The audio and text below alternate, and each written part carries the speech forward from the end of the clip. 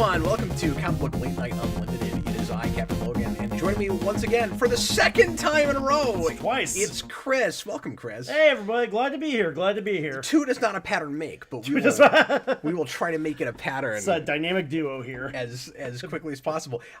Chris, you got a decent amount of praise last show. Well, thank you very much. People seem real happy. People like me. People they like you. They really like you. Well, thank you.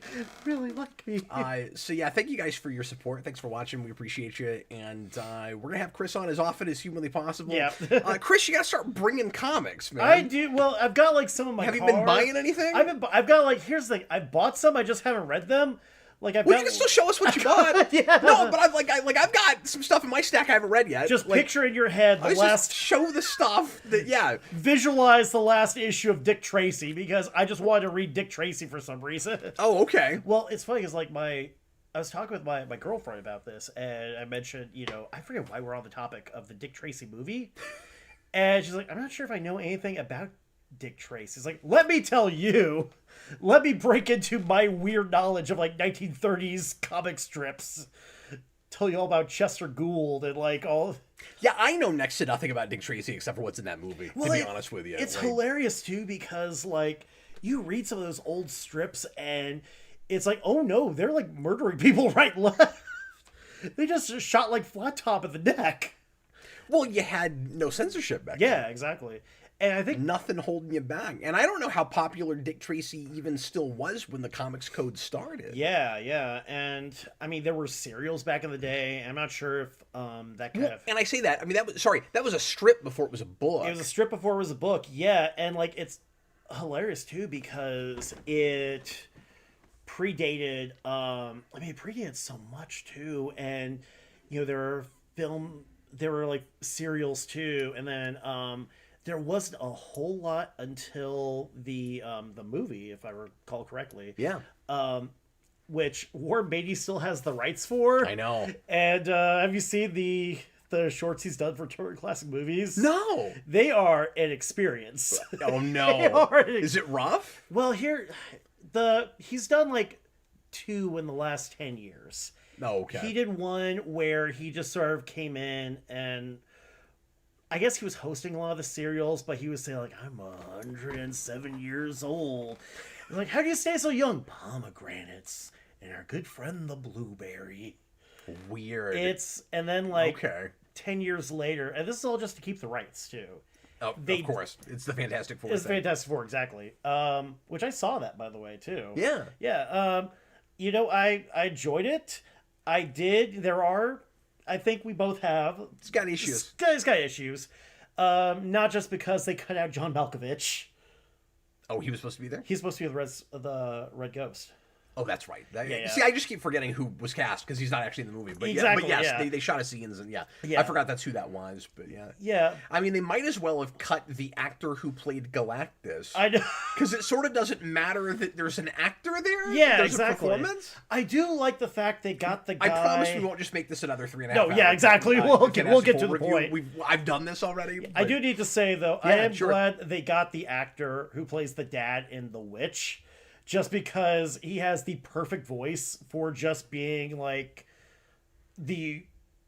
his voice is just gravitas personified, and but the character wasn't. The character wasn't. It's really sad. Like I've waited, forever, like 20 years to finally get a good Galactus on screen, and it's not that it's bad.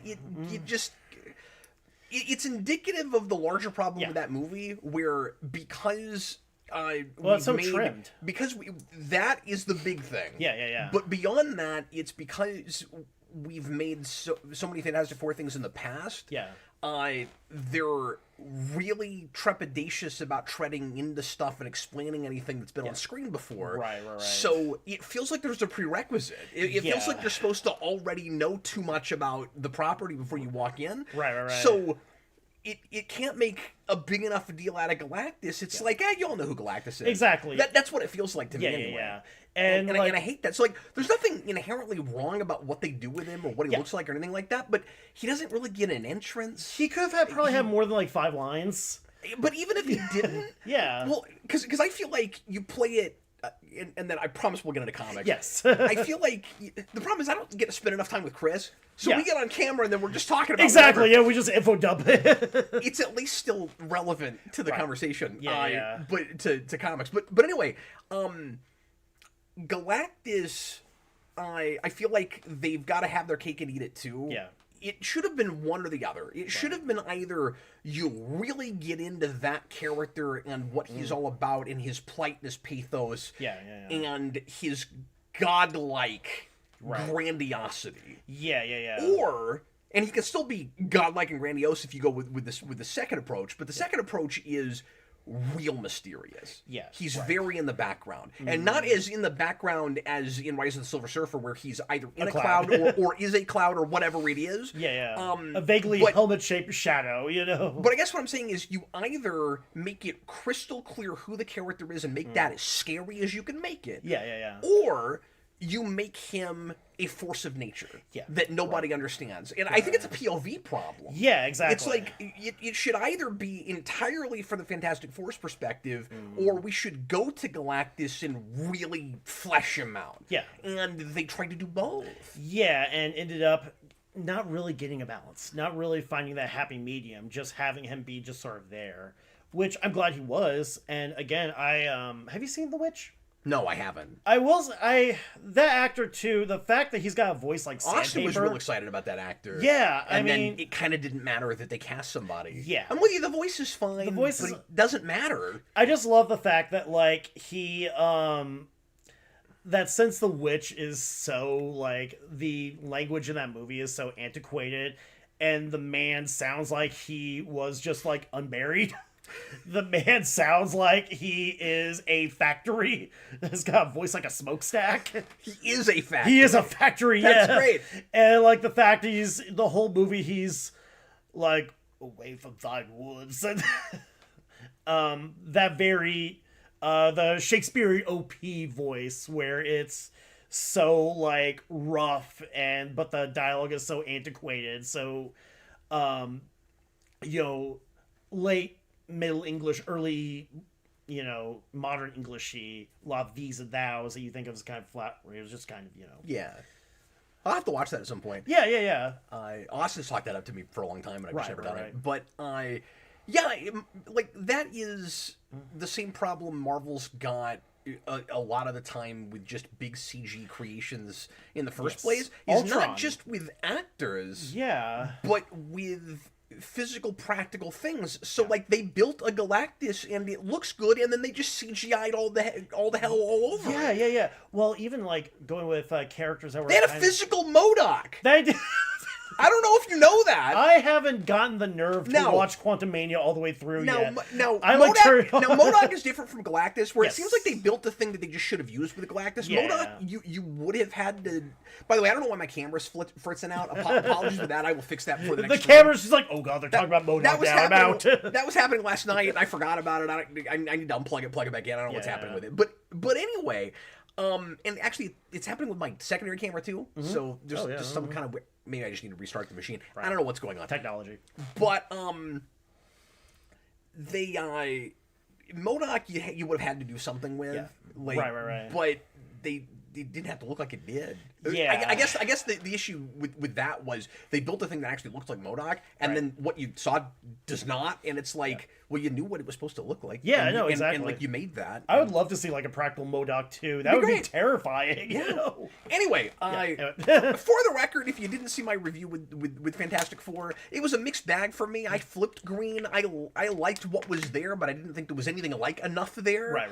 And the approach to Galactus was just kind of wrong, at least just in presentation, like we were just talking about. Yeah. But anyway, I think you probably liked it a little bit more than I did. I mean, I did like it. I will say too, the one thing that also just based on your Facebook post. Yeah. Well, that was also like right out of the theater too, which there's always. You think about it for a bit. Yeah. After a while, it's like, all right, I would have done that different. I did the same thing with Dark Knight Rises. Yeah. Where after I was like, that was the greatest movie ever. That's a whole other ball of wax. And then I sit down, I was like, was it though? It's like, look, Chris, for like half hour ago. Let's think about this for a minute. I will say the one thing that I did make me a little sad, the fact they didn't make Mr. Fantastic stretchy. Mm-hmm. Like, yeah, he's stretched, but only like a couple feet. And let's see where Galactus... The idea that Galactus could stretch... Spoilers, but that he could stretch him that... I know. That limited... And it hurts him that bad? Yeah, that's like, weird. Mr. Fantastic is supposed to be, like, full-on body horror. He's supposed to be, like, I need binoculars. Let me just stretch my eyeballs. In the meantime, they made Sue as powerful as she's ever been. But Mr. Fantastic can only stretch this much. Yeah. And I loved her. Yeah, so that's... Like, okay, but he needed to be at least as powerful as I am on board with Sue being able to PvP Galactus, to one-on-one Galactus, but Mr. Fantastic just being she seems to be able to make anything invisible at any size. Yeah. And I guess that's comic book. I don't know how big she can do that in the comics. I'm trying to... Yeah, and like... I don't know if she could do, like, whole ship, like, spaceships and stuff. And, you probably goes, like, some random John Byrne issue from, like, 1985. She probably did it. I mean, everything's happened at least once in comics. I mean, just like how you have Bloodbender Magneto, you have... Oh, I mean, X-Men, they think magnets can do, anything, so... Not a lot of physicists in comics. Magnets? How do those work? I wasn't going to say it, but... Anyway, well, should we go ahead and find out what's coming out tomorrow? Yes. Let's do it, shall we? And the next time, bring books, even if you haven't read them. Yeah. Because I'm going to go through so many... So I was just on vacation this last week. I bought so much stuff, and I could spread it out across the next couple of weeks. I don't know if I'm going to show you everything, You're right. or if I'm going to spread it. I might just show you everything. I might go as quick as I can go. We'll see how long-winded we are. Lightning round. I may do that, because I also had my birthday party tonight. Today's my birthday, by the way. And happy birthday! Thanks, man. Happy birthday. More like happy birthday. I'm going to go punch myself in the face for that one. Chris, I hope you enjoyed your show and a half appearance on the channel. But anyway, everything I got for my birthday is superhero and comic related. So I might show that stuff also. I brought it over here because I don't know where else to do that. I mean, I guess I could wait for Captain Logan show. Maybe I'll show that tomorrow. I don't know what I'm going to do yet. I have a crap ton of stuff sitting here. Let's find out what's happening tomorrow. Here we go. I've not looked at this yet, of course. Also, let me say real quick that we didn't have a show last week. So we didn't show everything that came out the previous week, but last week was a real thin week. Right. And I'm actually not going to have more than one issue to show you from last week, because since I was on vacation, I haven't been able to make it to my comic shop yet. And they're closed Monday, Tuesday, so I wouldn't have been able to go before today anyway. Yeah. But I don't think there's more than one or two things in my pull, so I'll show those things next week. Right. But here's what's happening tomorrow. We've got Ultimates 15. Have you continued any more with Ultimates? I read the next couple issues. And it wasn't grabbing me as hard as what we read. Yeah, no, it starts off strong too. It's still good, but I was falling off of it a little bit. I couldn't get as excited about it. I do know I think it's like issue 9 when they recreate the original Human Torch killing Hitler. Oh, really? That I think it's issue 9 where he starts being a lot more prominent in the very next issue after what we read. Yeah, because he just kind of shows up like right at the end of what we got. And then he's kind of a character after that. Yeah, which because there's it was the original Golden Age run where they just had not Hector Hammond, Jim Hammond, right? Who's the original Human Torch. So who's up on their Golden Age? I can remember that guy's name. Yeah, no. But I know it's not Hector Hammond. It's not Hector Hammond. I know that. That's, but he's in everyone's favorite DC film. Obviously, yeah. But I have thoughts about that movie, but we'll get to that later. But yeah, so in like the original Silver Age books, they did an issue where the Human Torch goes and like burns Hitler alive, and Hitler's dialogue is just like "ooh, owie, ow." So they did an update of that. Oh, I didn't know that. Okay. In issue 9 of the Ultimates, which is slightly less ooh, owie, ow. See, I'm like an issue away from that. I haven't gotten there yet. Yeah. But I will probably finish that just because we didn't enjoy the first 6 issues as much as we did. Transformers 23 is tomorrow, so we're real close to the end of that run before Kirkman gets on it. I think, doesn't it have maybe one more issue something like that before that happens? I'm X-Men 20, Action 1089. I have no idea what's happening in Action right now. I haven't, and as I keep saying, I don't know what's happening with mainstream with either company for the most part. Everything I'm interested in is kind of outside of that stuff. I've been like kind of keeping like off and on with X-Men, not like really following it, just actually following it month to month, but every so often if I see an issue that looks good, they just saturated it too hard. They saturated with Hickman, and I know that's been a few years now, but it feels like we're kind of still in that same place. Well, it's one of those things too where we're still in that same place, but also it feels like such a forced like status quo shift too, where it's like I've still got the Krakoa bug, and there's still so much of it. It's like it went from Krakoa to not. It went from Krakoa to basically just, back to... Does it just feel real nostalgia grab? Not really nostalgia grab. Because I keep seeing covers that... and I haven't been reading it, so I don't know. But I keep seeing covers that are just screaming, no, it's the 90s again, everybody. And I don't know if that's how it reads. It feels to me... And I'm assuming 97 had a lot to do with that. Yeah. Oh, for sure. But it just kind of feels like... Krakoa, even though, it did sort of get inflated, it did get oversaturated, but it was still such like a unique era. It was still such like an interesting idea. So you feel like it should have lasted longer, or do you feel like they just should have had a better transition? I think it should have been at least a better transition, because sooner or later you'd get back to the X-Men that everyone knows, and especially if you do want to do like something more nostalgic to go along with 97 and get that crowd.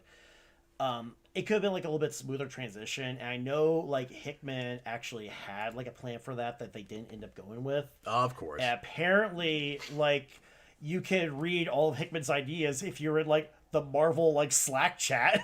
So if anybody's got Slack, that's always the worry, especially at Marvel these days. And I say these days, I guess more or less always has been. But like especially these days, if somebody comes in with a big vision like that, I'm always worried they're not going to be able to complete their run. But anyway, let's get through more of this. So Fantastic Four naturally has relaunched with a new movie out. I didn't know this, but I'm not surprised about it at all. And it looks like even just 2 issues in, I'm sure this is volume like 19 at this point.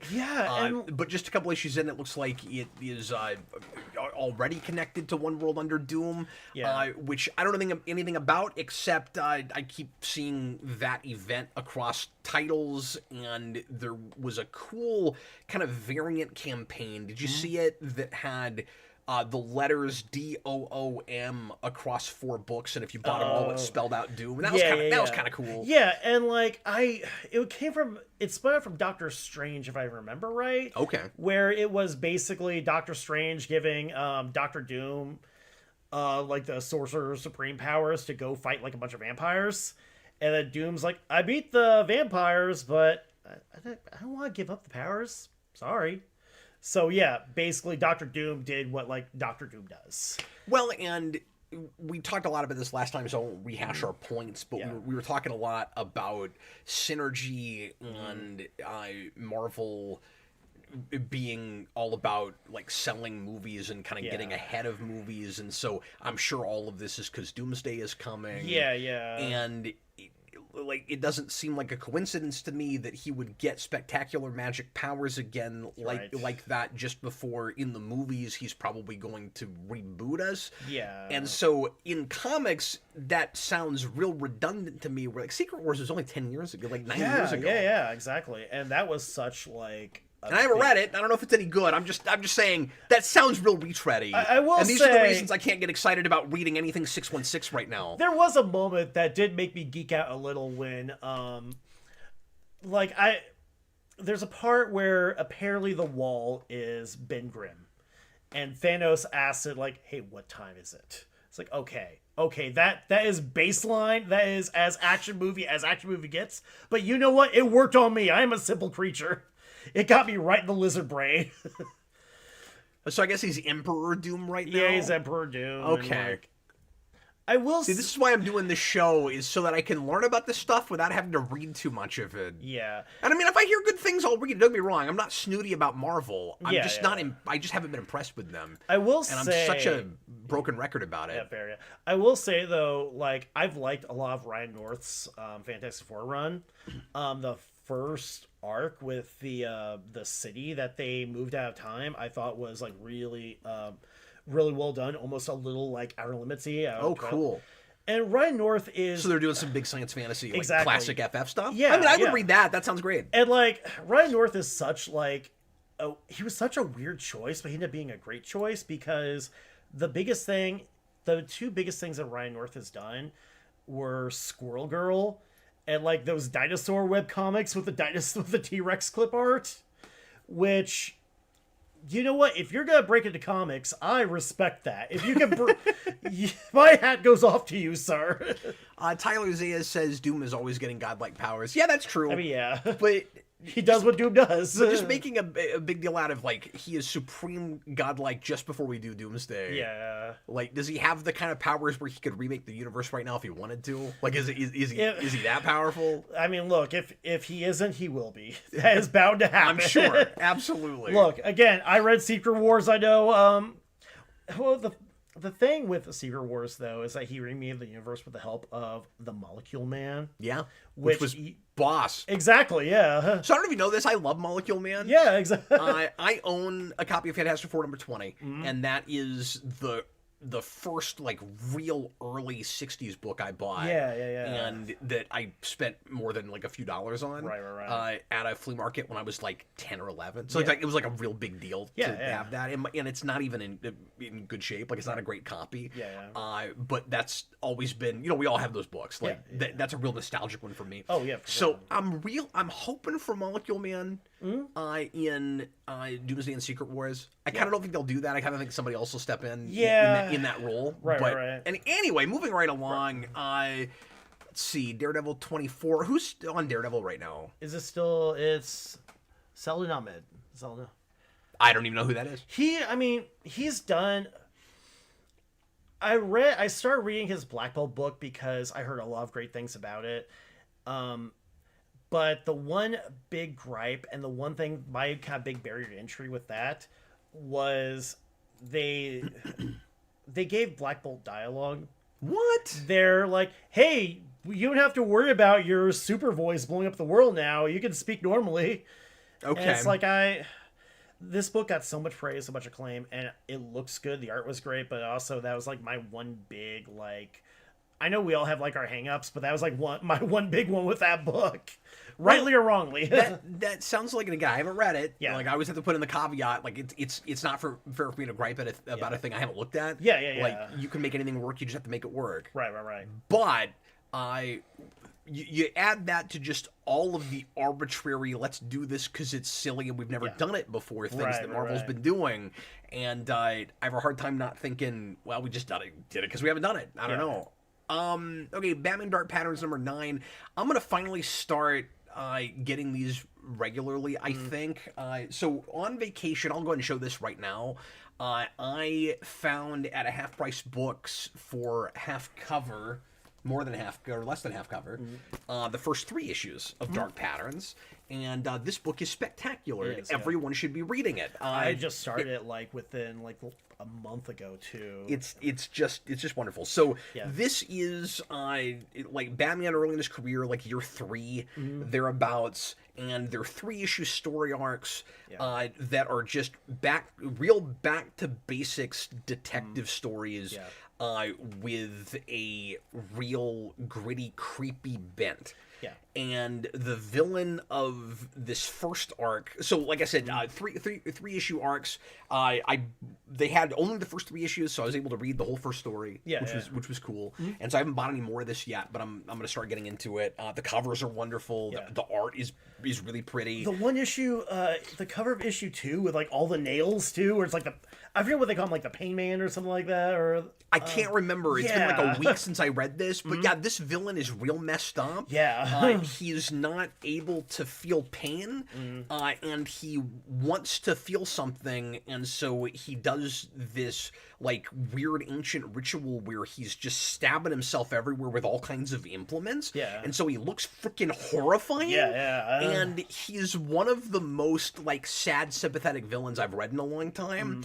Because it's one of those twists where he's not really the mastermind. He's not really the bad guy. He's the scariest thing in the book, but there's, kind of evil corporate things that are behind that. But it's, like I said, it's a good, honest-to-God detective story where you're kind of, guessing all the way through, and it's nice and unpredictable. But it's also got some nice Batman lore. So it doesn't read generic, but it also doesn't read like everything's got to be a gigantic event and like we're being cutesy in filling in raindrops.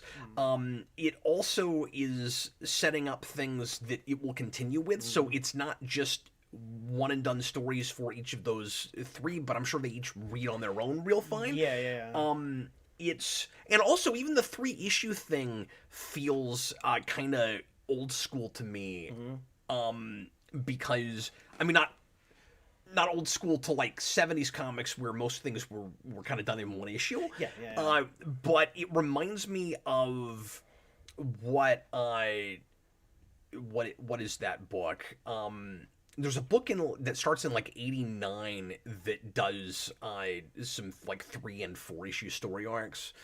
And I think it's not Legends. Yes, it's Legends. Yeah. Thank you. Legends of the Dark Knight. My first, I was like, it can't possibly be that. No, that was kind of an anthology book that did this sort of thing. Right. And the first thing I thought of when I saw 3-issue story arcs was Dark Knight, Dark City. Yes. Yeah. It's a lot like that. Yeah. In its formatting. Now I haven't gotten this far in the book yet. I did have one thing spoiled for me, but it was the thing that really convinced me to pick that book up. Yeah. The twist with the building. With the building, I'm not remembering. With Scarface. No, I'm not there yet. Oh yeah, sorry. Well, yeah, because I will just leave it at that. Well, like I said, I have the first 3 issues. That's all I've read so far. Yeah, and Scarface isn't there yet. Yeah, so I will say too that I had one thing spoiled for me, but it was the thing that convinced me. Like, wait, that happens in the book? Okay, I gotta read this now. Things run together for me sometimes. Yeah. So I don't know if I'm remembering this right. I think we're setting up some things with Sionis. Yeah. Black Mask has been everywhere lately. Yeah. I don't know if you noticed this. Black Mask is like the new Clayface. We just can't stop doing. Yeah, and Clayface is still kind of the Clayface too, because he's got that. Well, yes, we're doing a lot with him right now too. He's got that like body horror movie coming out too. Yeah. But like with Absolute, we did Black Mask right away, and it's like we just. He's been kind of everywhere lately. But yeah, I massively would recommend that series, and I'm gonna play catch up on that and probably put it on my pull. And I'm buying too much already, Chris. I've only been back in about 6-8 weeks, and I'm going nuts. I've been having a hard time not wanting to get back into buying Spawn because the covers have been great. But it's Spawn, and we all know your feelings about Spawn. Nothing is going to happen in an issue. Yeah.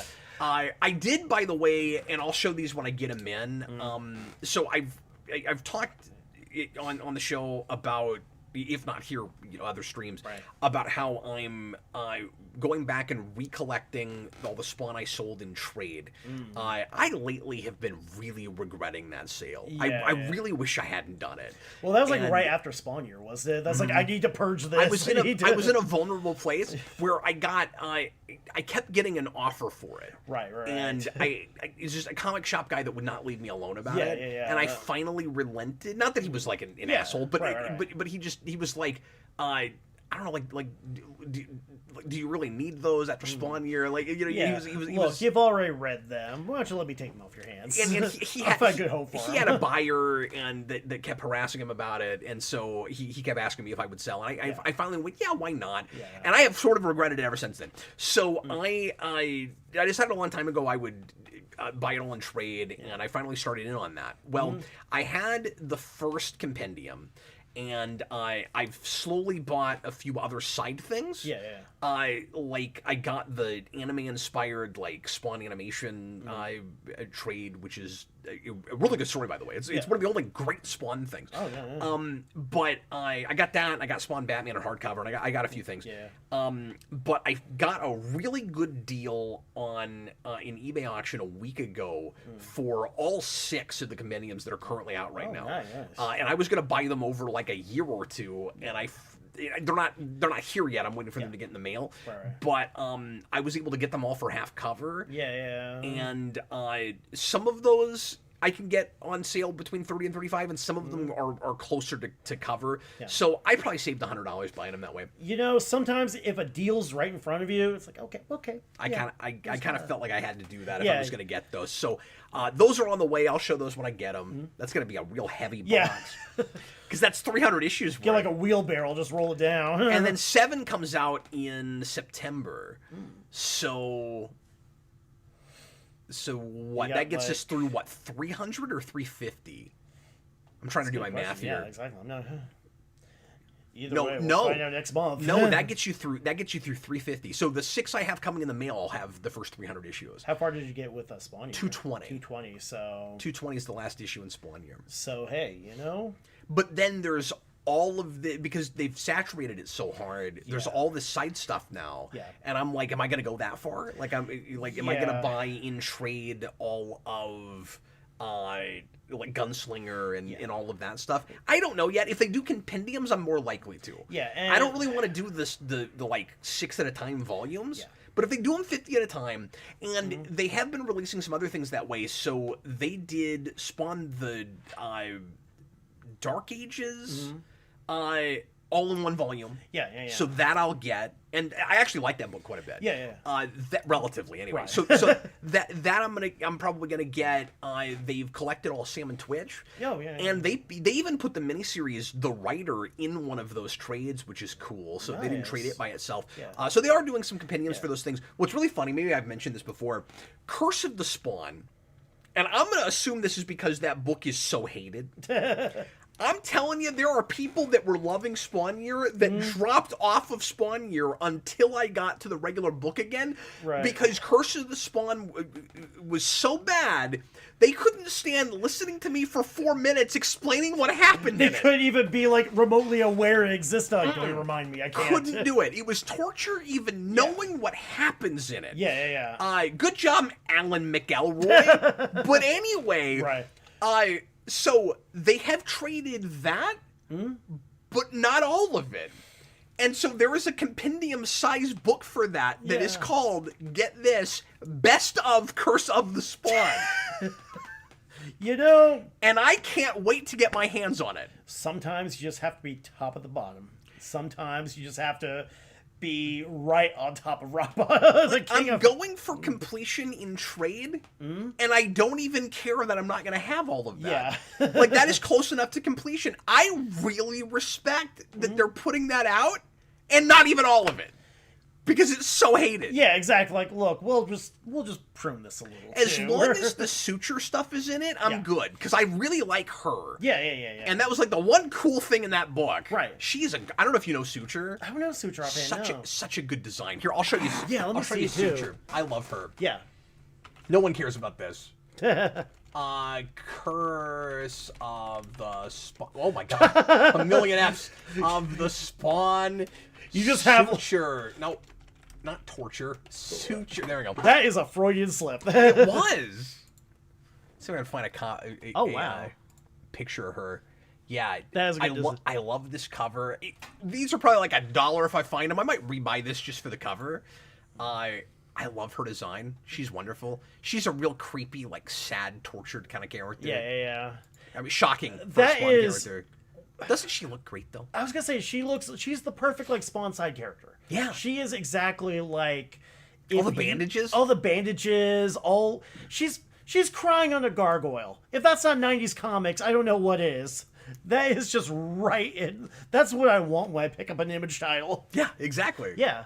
Real quick, before we get into the rest of what's coming out tomorrow, I forgot to mention, as I usually do, what we're reviewing later. Yes. So, Chris and I read Absolute Wonder Woman, the first 5 issues. So each show, if you're not familiar with our program, we sample a recent book in trade, and we read, or at least in trade size, we're reading them digital. So that was chosen last week by what is his name? I need to write these things down. Dan Schneider picked the book from last week.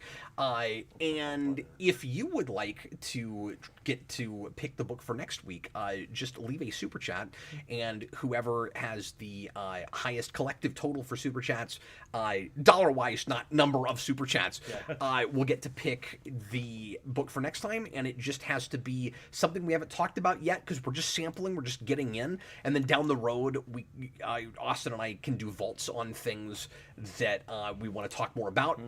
Really everything so far, except for maybe Ultimate, just because I don't know how much more I have to say about that. I feel like we were more thorough than we needed to be on that. So no shade to that. I like that quite a bit. But I feel like everything we've talked about so far are things I want to do vaults on down the road, and it's mostly been Absolute. And tonight, no exception. We're still back to Absolute. You don't have to pick an Absolute book, but there are a couple of those still left hanging if you do want to do that. That's mostly what I've been reading too, personally speaking. But it does need to be something from the last 3 years. And it can be over, it can still be running, it doesn't matter. So think about what you might want to pick if you are so inclined to leave super chats, and let's read the first couple that we've got for tonight. Bob the Hun, $2 super chat, still waiting for your Ultimate Spawn pitch video. I need to get something together for them. I've been threatening pitches, like pitch streams for a long time, Chris. And I've had ideas in the past of things I would do with Spawn. It's been a long time since I thought about it. So I need to sit down and just put pen to paper and come up with some notions of how I would full on reboot that. Now, would you do this modern Ultimate Spawn, or would you be like, hey, it's 1999, Spawn's got 90s curtains. He's got that Ultimate Spider-Man's middle part, No, how would I do? I would go one of two ways. I would either just update it for now, or make it real timeless and it doesn't matter. I feel like Spawn's the kind of property it's really easy to not even deal too much with. Make it real noirish.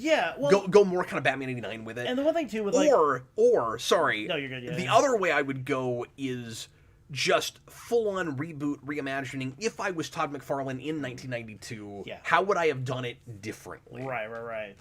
Well, didn't he want to have Spawn in cereal boxes and stuff like that too? There you go, Saturday morning Spawn. Well, you got Funimation Spawn. McFarlane, and I'll get off Spawn, I promise. McFarlane just... I say have your cake and eat it too all the time, but this is one of those. He just could not decide if it was a superhero or not. He wanted it to be as rough and hard as he could get away with and still sell to teenagers. And he also wanted it to be a superhero, except for when he didn't. And I think last week too we were talking about he was bipolar about this. Well, I think last week too we were talking about he still is. Look at the book right now, it's a superhero book. It's a flat out straight up superhero book. And he always said it's like he caved to what people really wanted because the Jim Downing thing didn't work out. Well, he also, when he made the movies, made the TV show, he's like, no, we don't need supervillains. We don't need overt kill. We don't need, Right. He kept saying, what if Spawn was the only supernatural thing in this world? And he did that, with every single, and he's still doing it, too. I know that, and we talked about this last week, but the way he kind of pitches that sort of thing is, this is what a movie should look like, but with comics, he could not decide if it was a superhero book or not. No, for sure. Senior Sticks put in a $2 super chat and says, Absolute Resurrection Man, Curse of the Spawn, yes. I don't fully understand what that means. Are they doing an Absolute Resurrection Man? No. I was about to say, because everything I know about Resurrection Man begins and ends with there's a new 52 book. That I didn't get around to, unfortunately. That character is not popular enough, and also is not a thing that needs reimagining. I'm not saying anything does. I just mean, if you cleverly reimagine Resurrection Man in Absolute, all it would do is introduce a larger audience to the character to Resurrection Man. Resurrection Man, but I don't know what he means with putting that with Curse of the Spawn. It just sounds like he's saying a couple of things. I mean, look. But thanks for the super chat, man. Yeah, exactly. You know? Yes. Yes. Anyway, and also we have a wonderful Resurrection Man book happening right now, which is amazing. And I talked about it last time, but I bought the new issue of it. Or no, I'm about to. That's in my pull, and I haven't bought that yet. But I did catch up on it. When I was out of town, I found the couple issues I was missing. Yeah. And I accidentally rebought 4. I don't know what I was thinking. You need a backup. Because I was like... You need one to read, one to bag and board. That's the rules. Not at $5-6, I don't. Nicholas Bodo, you're watching comic book late nights to turn out the lights. That's great. I should start saying that in front of every show. Do we need to do like... Do you know what that's a reference to? Turn out the lights. Do you know what that's a reference to? No. Okay, so I'm probably blanking on this. I probably heard it before. You're fine. It's because I did Spawn Year, and it comes up every time I talk. Much of the time when I talk about Spawn. Oh yeah. Todd McFarlane did the live action introductions to the animated series, and when he finished those in the first season anyway, I think he quit saying it, which is kind of sad. Right. But if memory serves, it's been 10 years now, but 11 years. But in the first season, he would say, "You're watching Spawn, so turn out the lights." And I love that. I mean, I vaguely remember the intro. It's his kind of Crypt Keeper thing. Yeah, where he's in like a library or a basement. He's like, yes, no one understands suffering like Spawn.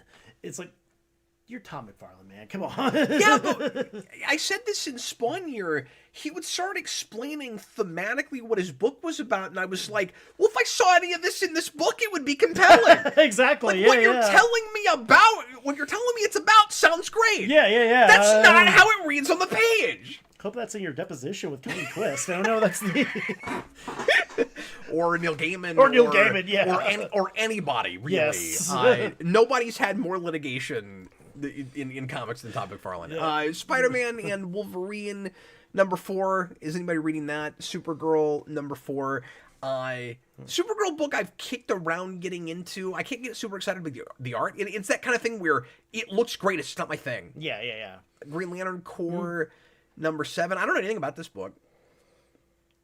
I don't know what we've been doing with this. I haven't heard much about it. I mean, this is just the synopsis of issue 7, but with the Sorrow Lantern ignited. Oh, the Sorrow Lantern. The Sorrow Lantern, yeah. All the emotion in the universe has been sucked away. Oh, no emotion, Chris. There you go. We're out of emotion. Out of emotion. By the Starbreaker Core. I mean, that's going to be a problem with rings. They just won't work, right? Yeah. Now, a strange trio of organic lanterns, devises a plan to bring the Spectrum back.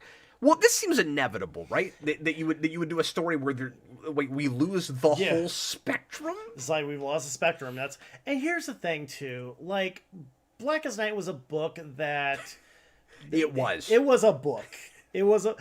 But I was like one of those nerds that got really into like, all right, you got the different lantern corps. Like, I wonder who'd be a Yellow Lantern, which that was kind of like. No, I still love it. Yeah, I'm sorry. I know there's people that are sick of the Spectrum thing.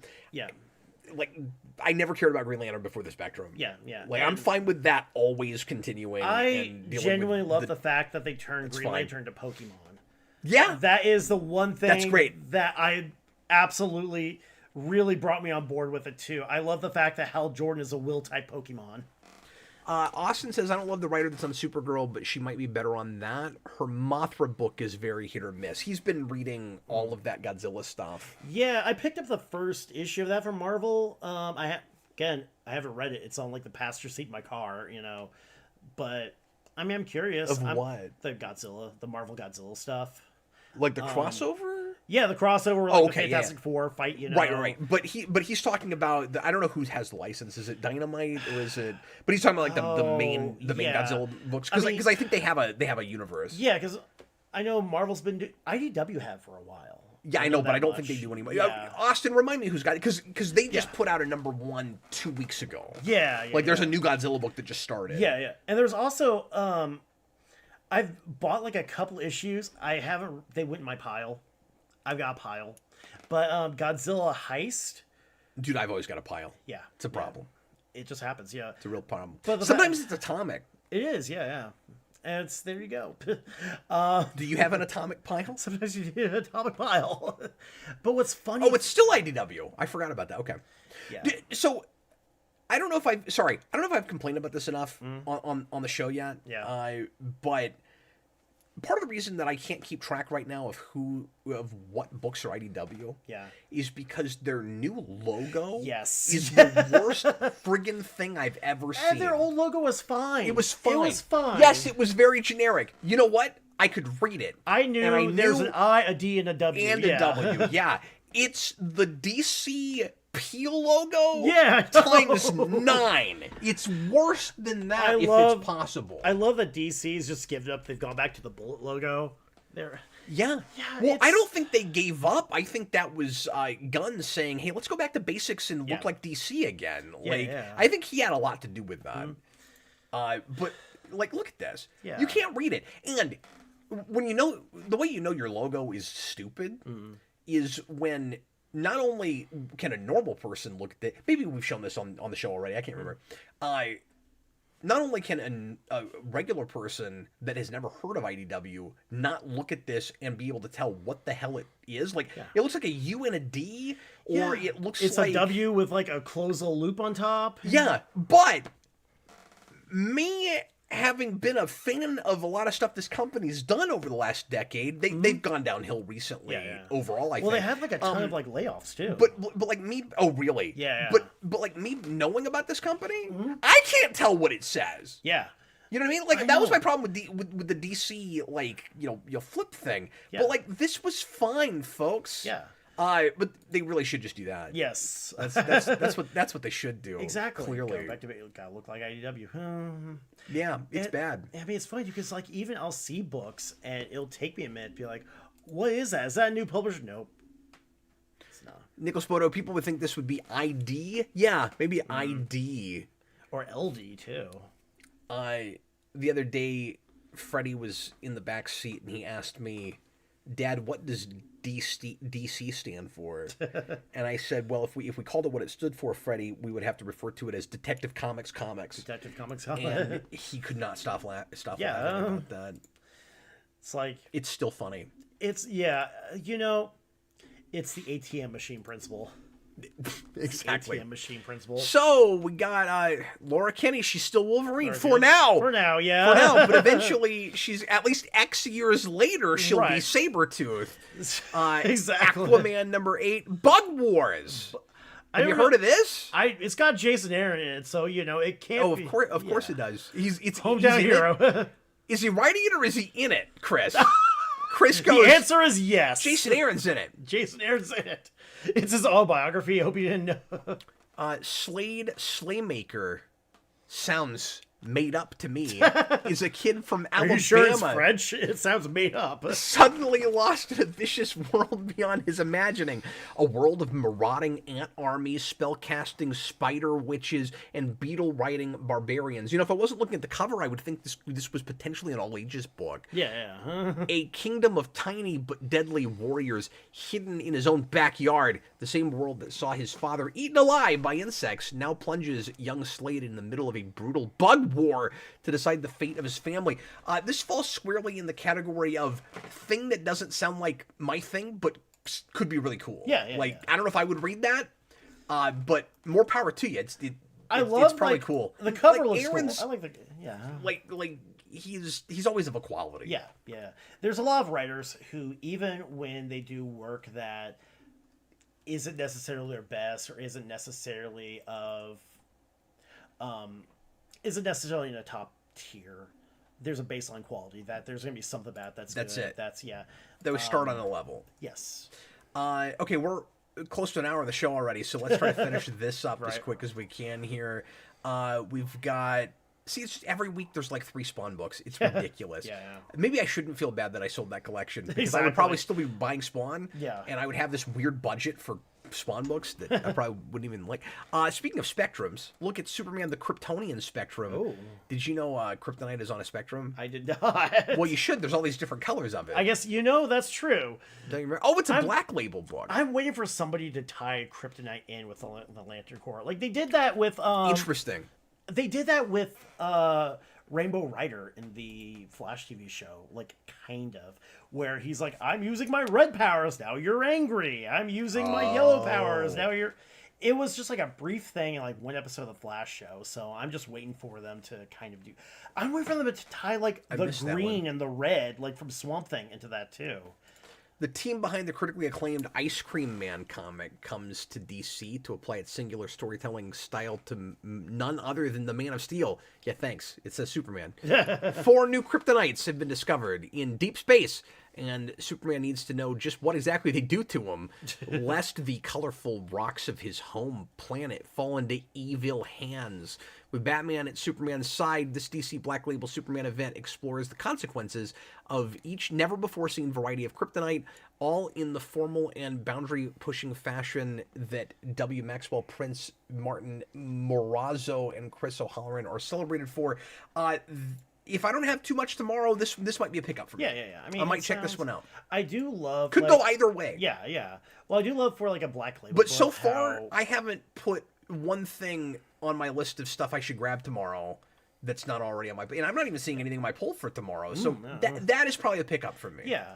I just love how Silver Agey the description is. Mm-hmm. Like, less the rocks from his home planet. It's like, all right. It's great. Especially for a Black Label book, I'm on board. Well, look at the cover. Yeah. I mean, it looks like that already. Here's Predator kills the Marvel Universe, because everything is killing the Marvel Universe lately. We've had the Punisher. We've had Deadpool. We've had over and over again. Yeah. Yep. We're always doing it. We're always doing it. But all these Alien Predator crossovers have looked really cool. I haven't tried any of them yet. Mm-hmm. I don't know that I'm going to collect them because I've got so much going on. Yeah. But I will read them eventually in digital. Right. Okay. Ooh, Blood and Thunder. That's Benio Cereno's new book. Oh, Space Ghost is back. Ghost is back, That's too. on my poll. So that's season 2. Yeah. If you're confused as to why it's a number 1, they're doing those in 12-issue seasons. Yeah. And my only complaint is that they don't say season 2 on the cover. They should be doing that. I was about to say, if you're wondering why there's a new number 1 in the series, like, hey, welcome to comics. Well, yes. Let me tell you about this thing called Marvel. There's that too, but that justifies it better. Yeah. I just wish it said season 2 on the cover. Yeah. I said this last week. Mm-hmm. That Gotham by Gaslight Justice League series is continuing. I've not been buying that. I'll see if it's any good in trade. I might come back and get it later. Finally, this was solicited, I thought, for like 3 or 4 months ago. This is finally coming out. I think this has been delayed for whatever reason. I could be wrong about that. But this is also my poll. I had to wait for Dynamite and Boom to show up before I had anything in my poll, which makes sense. Again, because I'm not reading like 616 and mainline DC right now, so if it's not absolute, I'm probably don't have it. But anyway, so Ninja Turtles or Power Rangers Ninja Turtles 3, this is just an obligatory pickup for me because I collect Power Rangers. I have not been buying Power Rangers Prime because I don't like it so far.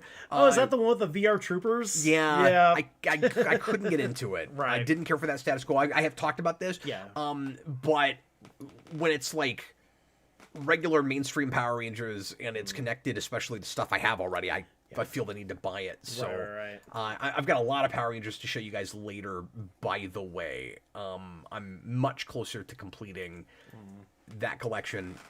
But yeah, for me, it's up through before we've rebooted. Right. And I will keep checking in with that book, and if it turns me around, I'll go back later on and pick it all up, because I have the first issue. Nothing's going to be expensive. Right.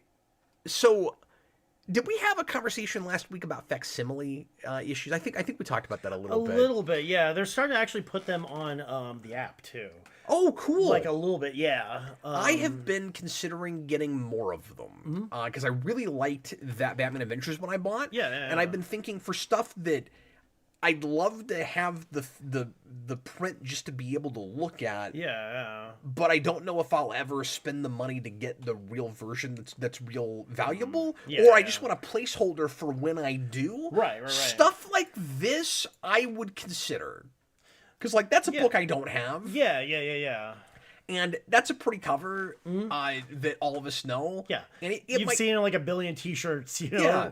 It might be cool just to have that. Yeah, I'd be more likely to get it if they did a sketch cover. Right. Oh, yeah. Because I kind of like the idea of buying facsimiles just in sketch covers. That's a neat idea to me. I wonder how much Alex Ross charges for a sketch cover. I wonder how many kidneys you need to give him. And like I've said before, I don't need it to be a famous person. I just need it to be a decent artist that can give me a cool sketch. Thundercats Powerpuff Girls is tomorrow. That's issue 2. So yeah, I've got a beefier week tomorrow than I realized. I've already got like 4 things. Once you start getting down the list, like, oh yeah, I gotta buy stuff. So I may not be able to get black label Silver Age looking Kryptonite Spectrum book, whatever that is, but I kind of want it. I may still do that. What else? Let me read the super chat real quick. Bob the Hun, thank you guys for your support tonight. $5 super chat. Give us Smurfs Friday. Stop it. I'm not going to do it. So people have been begging me and Austin to do a stupid double feature on Smurfs and Freakier Friday, and I'm not going to do it. Okay? It's not going to happen. Also, do you remember saying you would pull things from the Spawn manga in your reboot? You said its mythology was superior. I don't remember saying that. I do remember adoring that book, and it's one of the things that I really wish I hadn't sold. Yeah, I'm actually not super familiar with the Spawn manga. It's been too long. Watch the Spawn Year episode on it. Yeah, exactly. But I remember loving it. I remember specifically really liking what was done with Redeemer in that, but I can't speak to it much right now. It's been too long. So I will reread that maybe before I do my pitch, if I ever do that. Exactly, yeah. Maybe I'll just rewatch Spawn Year. Exactly. That'll... You know, it's on YouTube. Dan Schneider, I'm sorry I skipped your super chat. He also wants Smurfs Friday. Give us Smurfs Friday. The people demand it. If we do not get it, you will feel the pain of a billion souls and be left in mortal hands. You know what? I think I'll take my chances. That was I think I will. That was a super chat from Ghostwriter. So, Chris, I have found the book that you're gonna rush out tomorrow to pick up. All right. I found it. Are you ready? Yes. Valiant Beyond Bloodshot number 1. He's been waiting his whole life for this book. Whole life, exactly. That looks like a zombie variant. It's not, but that's what it looks like. It's got the arts from Exo Man of War. And, you know, I have... Exo Man of War is not a character I've really followed, but I just love as a concept. I'm just glad he's there. I can tell it's near and dear to your heart, Exactly. You know what I found the other day? On discount, you'll be shocked to know this was cheap. I didn't buy it. Yeah. But this was cheap. I was at Half Price Books, like I mentioned. Yeah. And they had sealed Ninjak the card game. Oh, I do love me some Ninjak. Did you know there was a Ninjak card game? I am better for knowing that. Because you see, oh crap, Captain Planet's tomorrow. I have so much on my list tomorrow. I was going to say, didn't the first one come out like 5 months ago? So I think what's maybe happened here is Dynamite is rushing out stuff that they've had sitting on the back burner. We talked about this a couple weeks ago, so I'll be brief. Yeah. But in case you weren't here, shops had this issue with Dynamite because of the distributor that they're using right now after everything that happened with Diamond. Yeah. They switched distributors, and everything was put on hold for all these shops for like a month. And so none of us could get Dynamite books. Right. And you kept seeing solicitations in... once the Dynamite books started coming out, for issues that were like well down the line. So like Captain Planet number 5 had an ad when the week issue 2 came out, like in other Dynamite books. So my guess is they've been sitting on all this stuff on presses, right? And some of us that are buying this stuff are going to have to shell out more in a month than we usually would because they're playing catch up. So I thought maybe they would just push it all off 3 or 4 months. Right. This tells me they're not doing that. Because number 2, so you mentioned number 1 came out, it wasn't 5 months ago. It wasn't 5 months ago. It was a couple, it was like 2 or 3 months ago. But number 2 came out 2 weeks ago. Yeah. So so this tells me they're going to double ship for a bit. Wasn't it like Ultimates 2 where they were so backed up, they just released issue 14 and 15 as like a big double size? That happens, yeah. But like the Space Coast Annual finally came out like a month and a half after it was supposed to, and then season 2 number 1 is tomorrow. So that tells me they're double shipping some stuff. Oh, and also same thing with Powerpuff Girls Thundercats. That was a couple weeks ago. Yeah, because we just talked about that last time, I think, too. Yeah, so I'm going to have to expect my pocketbook gets hit real hard for the next couple months. Yeah. And then it gets back to normal. Right. It seems like what's going on. Well, see, we're doing everybody a public service. This way you know that if you care about anything Dynamite's doing, you're going to get hit pretty hard. Yeah. Here for a bit. We'll see if there's anything else here that we want to mention. Oh, crap. And then there's a Powerpuff Girls special tomorrow, too. Oh. God, tomorrow's going to be like a $30, $40 day. You're just going to like walk in and hand the store owner your kidney. Go up to the cashier and be like, here's this cooler. There's something inside for you. Well, my worry is, I might wait on that. I don't know. Yeah. My worry is some of the stuff, like, they won't have even ordered enough copies. And because I didn't know about that, so I didn't order it. But Right. Well, did you see anything else you want to mention? The one thing, too, I did see Blood and Thunder, which is Benito Serena's new book, too. You keep telling me about this. Yeah. Which I've read... I've got the first 2 issues. I've read the first one. I really enjoyed it. Is that Image? It's an Image Skybound book. Because I guess... You told me that. I forgot. Yeah, well, technically... so I guess Robert Kirkman had the original idea and just went to Benito and was just like, hey, I've got this idea. Let's make this happen. And this was like... it's been like the works for like a few years as far as... Because, I mean, Kirkman's been a little busy.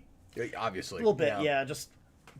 But, I mean, it's a good book from the first issue. It's a buddy cop comic in, like, a cyberpunk dystopia where it's the reckless renegade cop and her talking gun, who's a pacifist. Oh, fun. So, That's a good idea. And, like, the first issue was really cool because they introduced the world. They had, like, a radio disc jockey. We're going to talk about a book a little bit later about a pacifist with a gun. Yeah, exactly. So that's interesting. Yeah. But anyway. So, yeah, I really enjoyed the first issue. And, like, it opened really cool because they introduced, like, the whole world. But they had, like, a radio disc jockey. It's like, hey, well, give a shout to all you in the lower cities. Hope you're having fun not breathing. And, so, yeah, I need to read the second issue. And I guess pick up the... Do you know Benito? I don't know. So, the most I've really talked with Benito is, like, a little bit here and there just because, I don't know, just through, like, Discord. Because we're in, like, a Discord for, like, one of his podcasts. Okay. So... you told me that. Yeah, like, I don't know him super... I don't actually really know him. I will check that book out, and if I like it, it would be a good time to try to get him back. Yeah. I interviewed him years and years ago when he was still writing The Tick. Yeah. He and I really hit it off because we had a lot in common. Mm-hmm. He said they might be Giants fan. Yeah. And we talked about Giants for a while, and, like, I think we talked for an hour after our show. Yeah. And he was very, like, hit me up anytime, let's talk and hang out and stuff. Yeah. And then I just never thought to call him back. Right, and I wish I had because he's cool. Yeah, no. But this would be a really good excuse to try to get him back. See if he even remembers me. Exactly. It's been like 12 I'll just go, years. Next time I'm in the Discord, I'll just be like, hey, you know this guy that... the thing you were on that show? This guy that interviewed you a million years ago? No, I have no idea what the hell you're talking about. Yeah. But...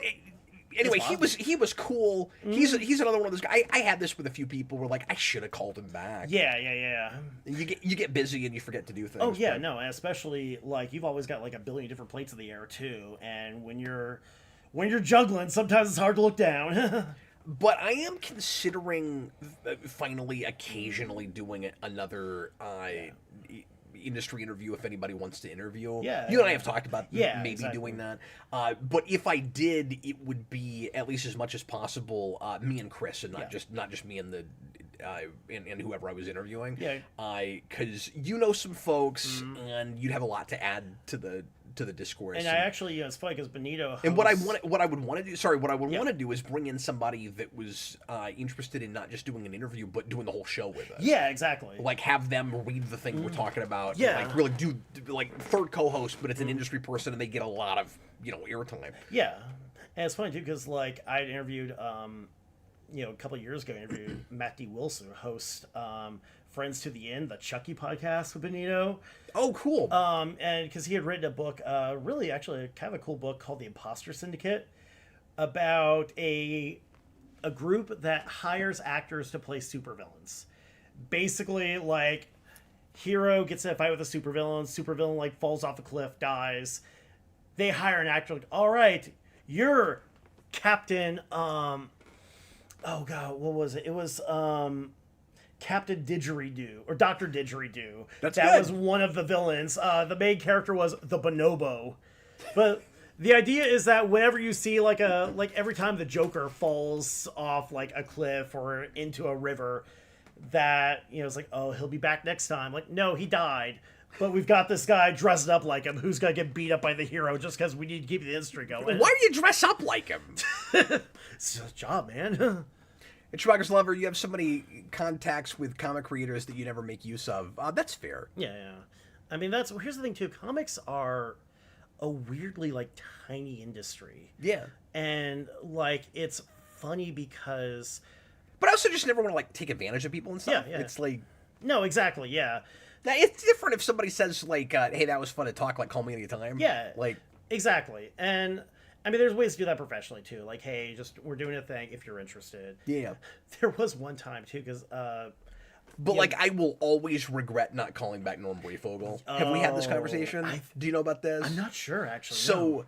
And that wasn't just him being polite. Brayfogle was real serious about, like, because he and I talked for like 2 hours after our interview. Yeah. And he started. I've told this story before, so I'll be brief.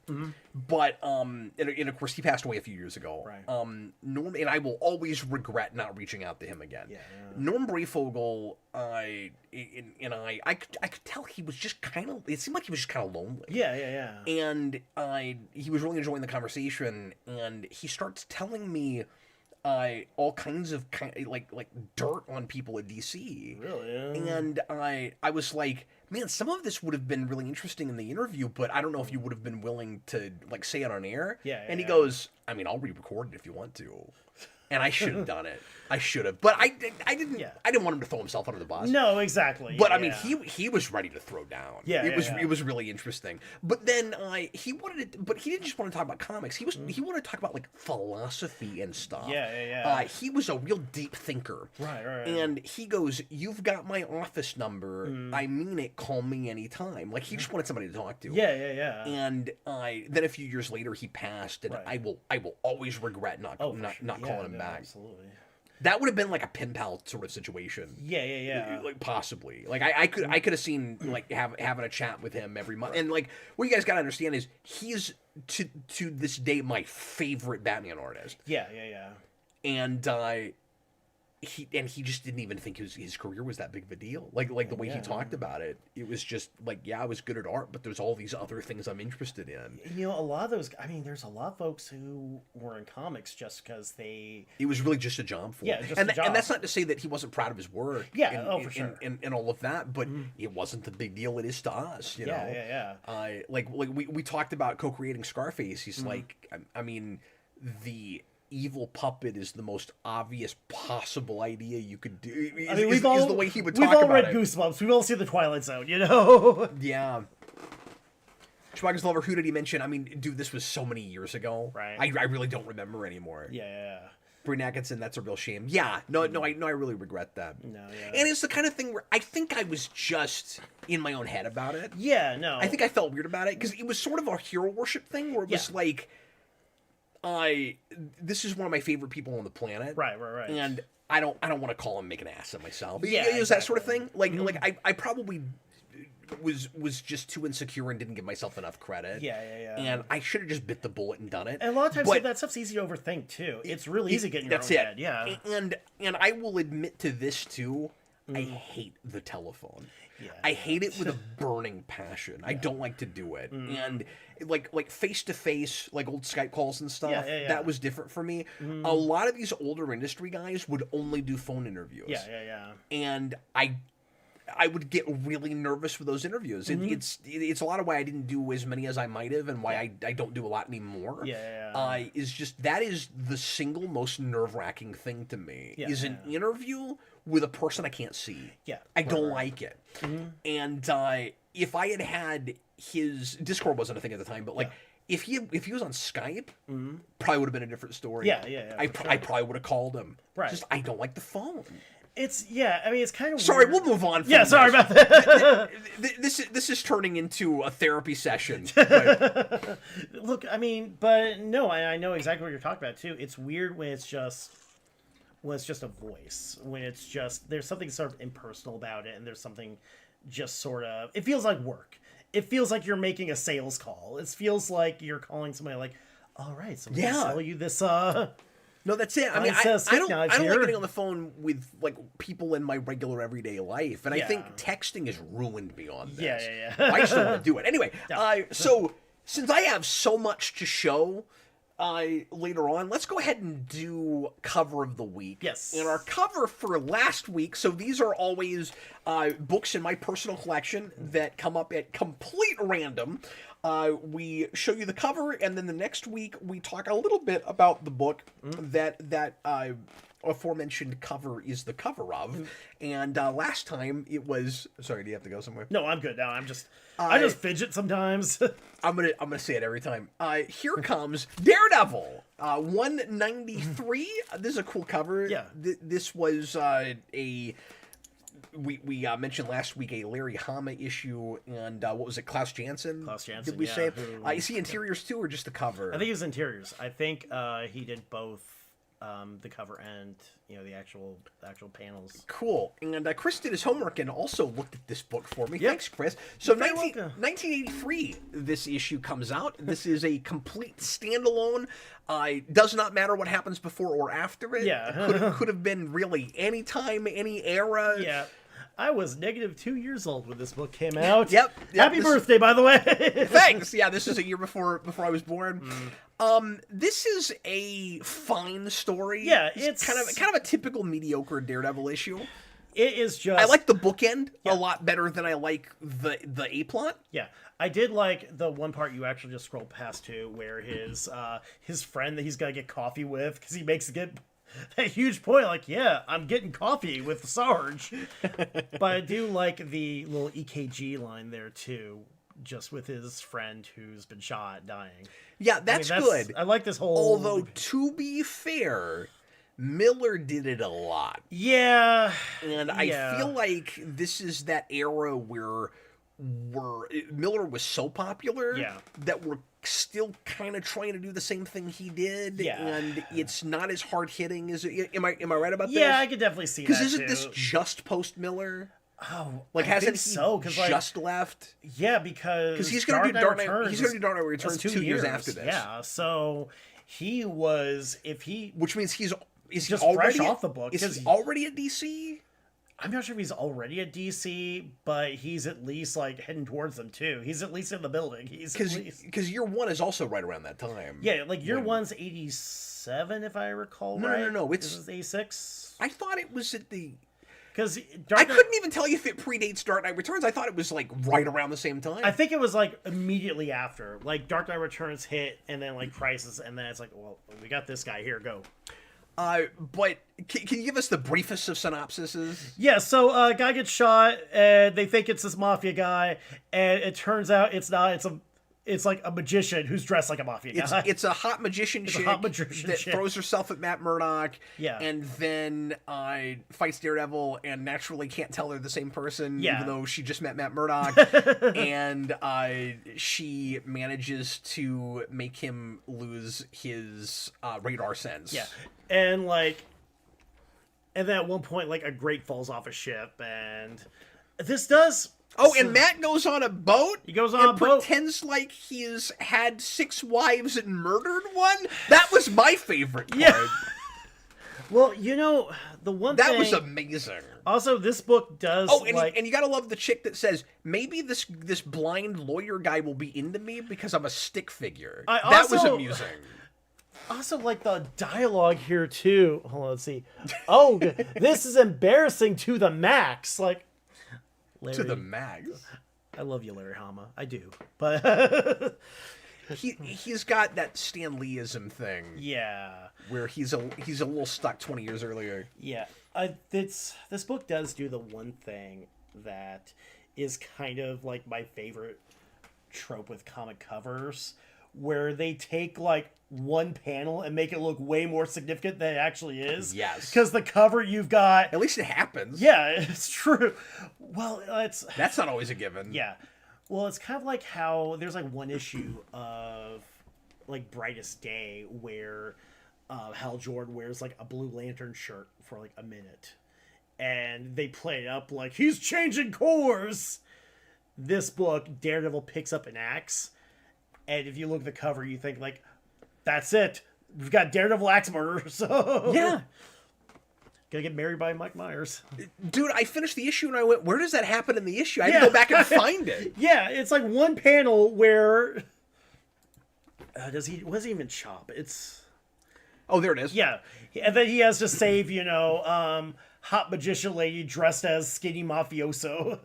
But there's some decent melodrama at the end. Yeah. With the payoff, and like you saw it coming from the moment it's introduced. Yeah. You've got the Sarge guy with the gun. Yeah. Who you go through it's like flashbacks too. Yeah, it's like a legacy thing where his father gave it to him, or maybe his grandfather, I can't remember, and he had it in World War One, and then this guy took the gun with him to Vietnam, and then it turns out there's this whole backstory where he where like it got like dislodged and you can't fire it, and he carried it as a memento to remind him that he's a pacifist. It's just like the watch in Pulp Fiction. Just like... And then the big payoff for that is the bad guy lady shoots it against Matt Murdock's warning. Yeah, and it backfires on her. Yeah. But that was a decent payoff, even though it's kind of predictable, I guess. That was really my only takeaway from this. Yeah. Largely forgettable issue otherwise, but it's fine. It's a solid middle of the run. It's a solid, I just need a story to tell. And again, we were talking about how creators always have, like, the great creators always have, like, a baseline. Larry Hama's kind of like that, too, where even if it's just, okay, this is fine, there's still at least those little hints of those little hallmarks, those little quality marks, too. So, well, what's refreshing about an issue like that, no matter how mediocre it is, now is just... it's a whole story. Yes. Yeah. And it's not an arc. I am loving this absolute stuff. Yeah. But it is nice to pick up a 22-page comic that takes me 15 or 20 minutes to read. Yeah. And you got the whole thing there. Yes. And there's not even one reference to what happened last issue. Yeah. It's nice to have that every now and again. We've grown up in the writing for the trade era too. Yeah. So well, I would argue that you and I became adults in the writing for trade era, which is why I'm so nostalgic for that. Yeah, no, for like the... And also, it's not just nostalgia, and I've talked about this a lot, but I just appreciate that art form, and it's a lost, to some degree, art form. Yeah. I'm not saying it never happens, and I'm not saying that I haven't even read things since I got back into comics that do it. Yeah. But it's usually a fill-in issue, or it's in an annual or a special, or it's very rare that it's part of a guy's run. Yeah. That it's just one story beginning, middle, and end that has no padding. I was listening to a video today, I forget the channel, but a couple of comic readers that a lot of things they say I don't agree with. But they were talking about books these days that have real minimal action, and so much of it is just boring conversation padding out an issue, and they would complain about like an issue where there's too much just eating food and not much else, and they're not wrong, this happens. Yeah, and you can make it... I think they overstated it a bit. You can make that work. But it is a problem. Yeah, and like, it's anything too, like, comics are such a visual medium, and action is... really, I mean, action's visual too. When you want to be able to look at something, see the cool fight scene, and as opposed to just a wall of text. You can also be visually driven, and not a lot is technically happening in the fisticuffs arena. Yeah. This is why Breaking Bad is brilliant. Yes. Because that show would have 15-minute scenes where nothing is happening, and I'm freaking riveted. Yeah, it's all about presentation and tension, and Breaking Bad knew how to build. It knew how to actually use its time. And I'm just saying you can do the same thing in comics. Yeah. Oh, absolutely. And like one of the things I like about Absolute Martian Manhunter is that is such a visual book.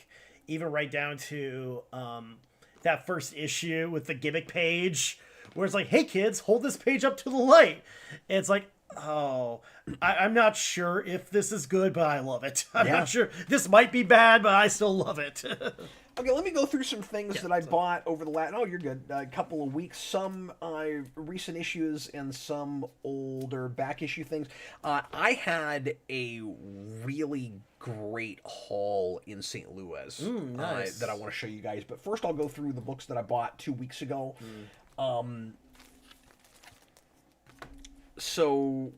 I haven't read much. I did not get the time today to sit down and read these, and I didn't bring them with me on vacation.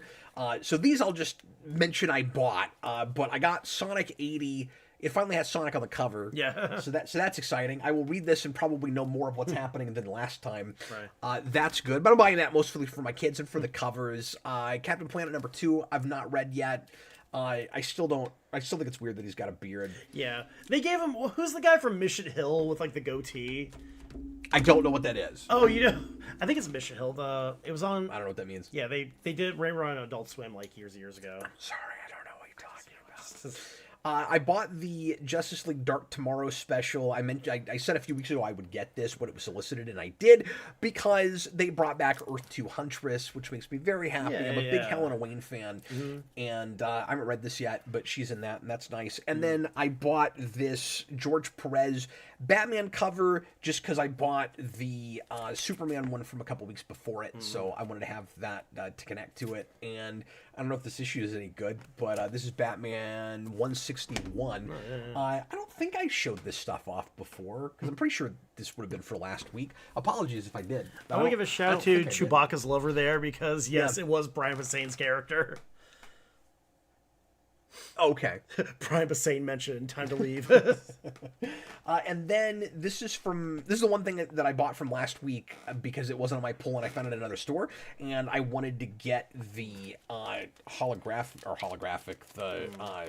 like, what do you call it, foil variant. Right. But this is Power Rangers Rita's Rewind.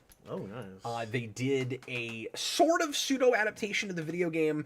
There's nothing going on in that game, but they kind of used the premise as a... And this is not what I was expecting. I did read this today. Right. This is not what I was expecting from this, and it's cool if you care at all about Power Rangers, but... this is not like a must-read sort of thing.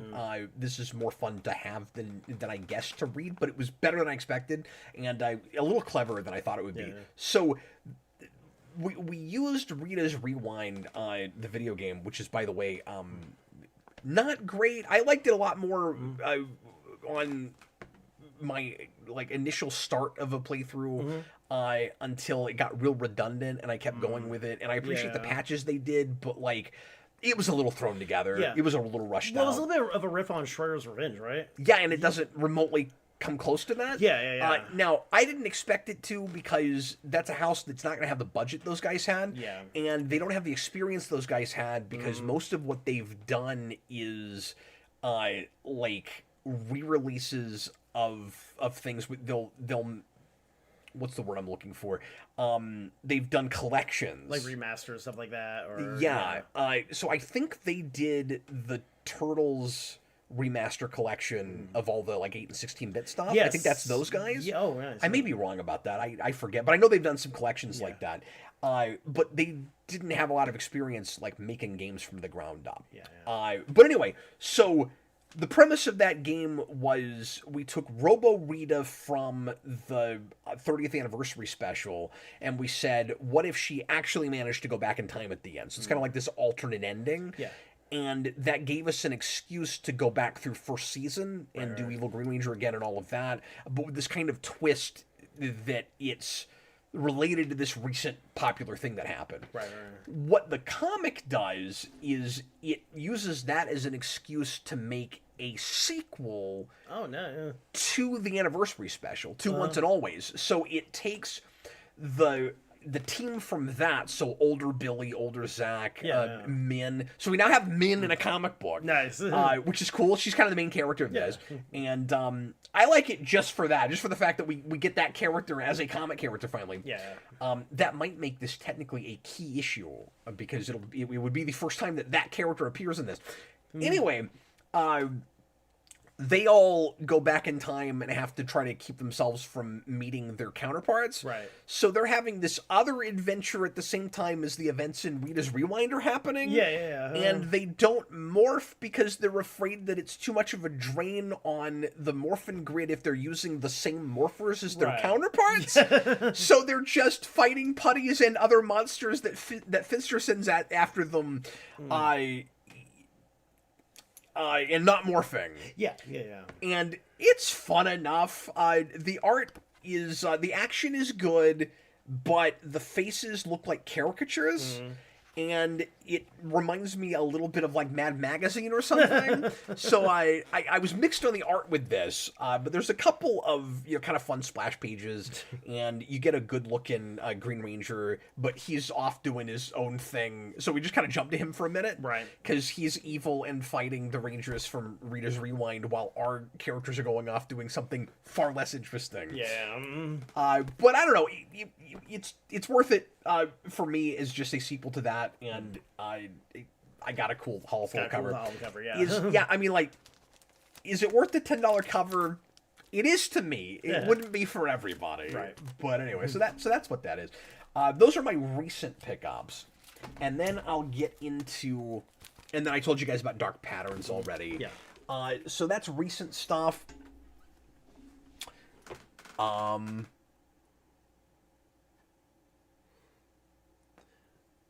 I don't know what Dan Schneider's talking about with Star Trek. But anyway, oh yeah, because somebody mentioned that Mission Hill has a lot of geek references, and Dan Schneider comes in who's like, you know what else has geek references? Star Trek. Love references to Star Trek. I mean, you're not wrong, you know. Sure why you said that. Yeah. Okay. Oh, you know what? Sorry. Other pickups. Sorry, there are other recent things, but they're mostly things that I got on that trip. So I did get the last issue of DC Cross Sonic the Hedgehog, and read this, and it ends as typically as you would expect it to. Once again, more fun to collect than to read. It was okay, but the covers have all been wonderful, and I stand by the fact that I bought too many of those. Hey, check this out, Chris. Yeah. This was a free issue. And I didn't know it was free when I picked it up, but I would have spent $3 or $4 on this. This is the limited edition Aquaman Shark Week comic. Yes. I had to have this on principle. You know, you got it. I can't blame you at all. You have to. I bought that for my wife because she likes Shark Week. Yeah.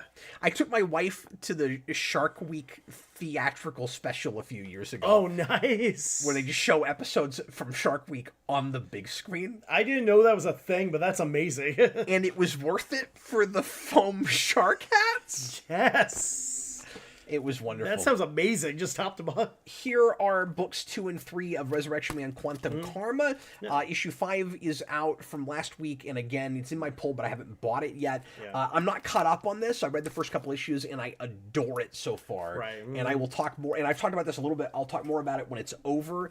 Space Ghost number 12. So I'm missing about 4 or 5 issues of this, and I'm just picking them up when I find them, but the covers remain just the best thing happening the covers are great in comics. And then I'm almost caught up on Jason Aaron's Ninja Turtles, which is apparently ending at 12.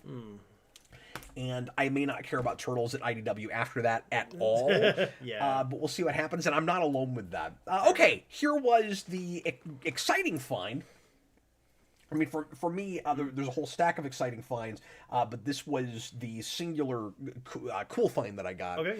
I went back to Comic Book Relief in St. Louis, which is one of the stores that I covered in my documentary. And I've not been there in 10 years. And they're still there, and it's still the same guy owning it and running it. Right. And it is 3 times cooler than it was when I was there before. Really? Yeah. It is one of the most rockin' stores I've ever been to. I liked it when we did it for the documentary. I thought that store was a little plain Jane. Yeah.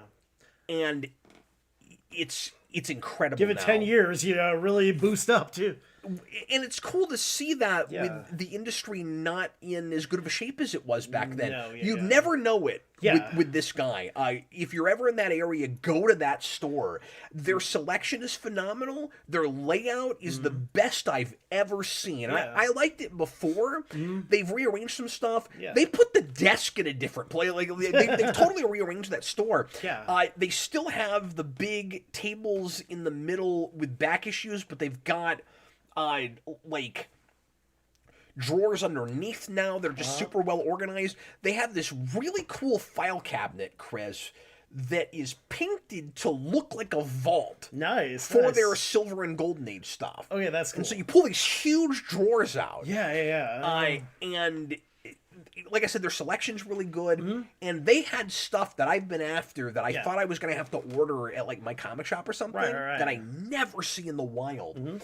So I finally got my hands on a Batgirl 12. Yes. Do you know about this? I guess maybe. Which one is that? So this is the Brian Q. Miller run. Okay. This is Stephanie Brown. Yeah. And this is my favorite Batgirl cover of all time. It's a good one too. Yeah. I don't know if you can see it from over here, but I have the poster of it. I think on the wall over here. I've seen it. I bought it as a poster, not even knowing it was a cover. Right. I just loved this image. Yeah. And a little later I found out it was a cover, and it's a low print run. Yeah. And so this isn't like a regular $4 or $5 issue. Right. Fair market value right now is about $35, and he had it for $30, so I went ahead and bought it. Yeah. So not a spectacular deal, but still a deal. Fair price. Yeah, exactly. And his whole wall of like more valuable collector's comics was like that. Right. Everything was like 5 to 20% less than you could get it on eBay. Yeah. Boy, I respect that. I need to. It was in St. Louis. I need to check it out too, just because you need to go there. Yeah, like sooner or later I'll probably get back to St. Louis. I haven't been scared by the Arch in a while too. I need to go look up and have existential dread. And I'm there 4 or 5 times a year. We should go together. We should absolutely. Yeah. Brandon's made that trip with me a bunch. You should come with me. Jen's got like family or up there too. Like, well, she's got some friends who live just kind of past like the Illinois border too. Yeah. So I mean. Last time we were up there, I mean, we didn't get to, we were mostly there, just like our whole family was up there, and we got to like City Museum. We did like a lot of We just did that last week, which I had done before, but yeah. We were there all week with Sarah's family. We did the zoo. We did a million things, but anyway. Yeah, I just remember looking up at the arch, like, yeah, I'm gonna go up to the top. There, I was like, no, I'm good, I'm fine. I still never done that. Yeah, no. I had a friend who I told the story, like, I saw the arch, like, nah, I'm good. And they're like, yeah, when I was up there, I was too short to look at the windows, and somebody farted in the elevator. You're good. You're fine. I'm so glad you told that story. I'm proud of it. Proud of somebody else's story. Anyway, so real quick, I'll just mention, I caught up a lot more on my Power Rangers. I have probably 20, 25 issues left, and most of it now is Power Rangers. So they did the split. The period where it was one book was Mighty Morphin, the other book was Power Rangers, and I had very little of either of those until recently. Well, I had like half of one and like none of the other. Yeah. And I started gap filling Mighty Morphin on this trip, and I got a lot of what I was missing with that. Yeah. And I got my favorite cover, and I don't know why I hadn't bought this before, but I didn't have a copy of it. Yeah. A lot of these are really great covers, and this is the period where we're doing the flashbacks, filling in the origin for Zordon and Zed. Oh, nice. So you've got a lot of like Altarian covers, and then here's a cool cover with just the Z staff in the command center. Yeah. Here is Zordon in his robot suit, which is one of the coolest freaking things we did in this series, where he is still a head in a tube, but it's on a robot body. Yeah, he's got legs now. But here's my favorite cover. I finally got the Zed versus Zordon cover. Nice. It's just the best thing they did in this whole series. Yeah, that is But all of these are great. Yeah. And I prioritized this series over Power Rangers because it has more covers that I really like. Right. And I like the I like those suits of that other book fine. But you got more classic Mighty Morphin stuff with the Mighty Morphin book. Yeah. And then I got most of Power Rangers Unlimited. So these are all one-shots that factor in greatly. These are all really important. Right. That factor in greatly to the last big arc happening when Melissa Flores took over. And they're all connected to different eras. Or I should say, like, sometimes different shows, but they matter to the main story that's going on with Mistress Vile and all of that. Right. This is Countdown to Ruin that's setting up a lot of stuff for Dark Spectre. Right. And this is, I think... One of these is the first appearance of Dark Spectre in the Power Rangers books. I forget which one. Yeah. This is... Oh, no, this is that one. This is Era to Darkness. I haven't read this one yet. A couple of these I went ahead and read. Yeah. This is the Hyperforce one-shot. It's really good. Especially if you listen to that show and you like Hyperforce. It will read a little self-indulgent if you didn't. And it'll have...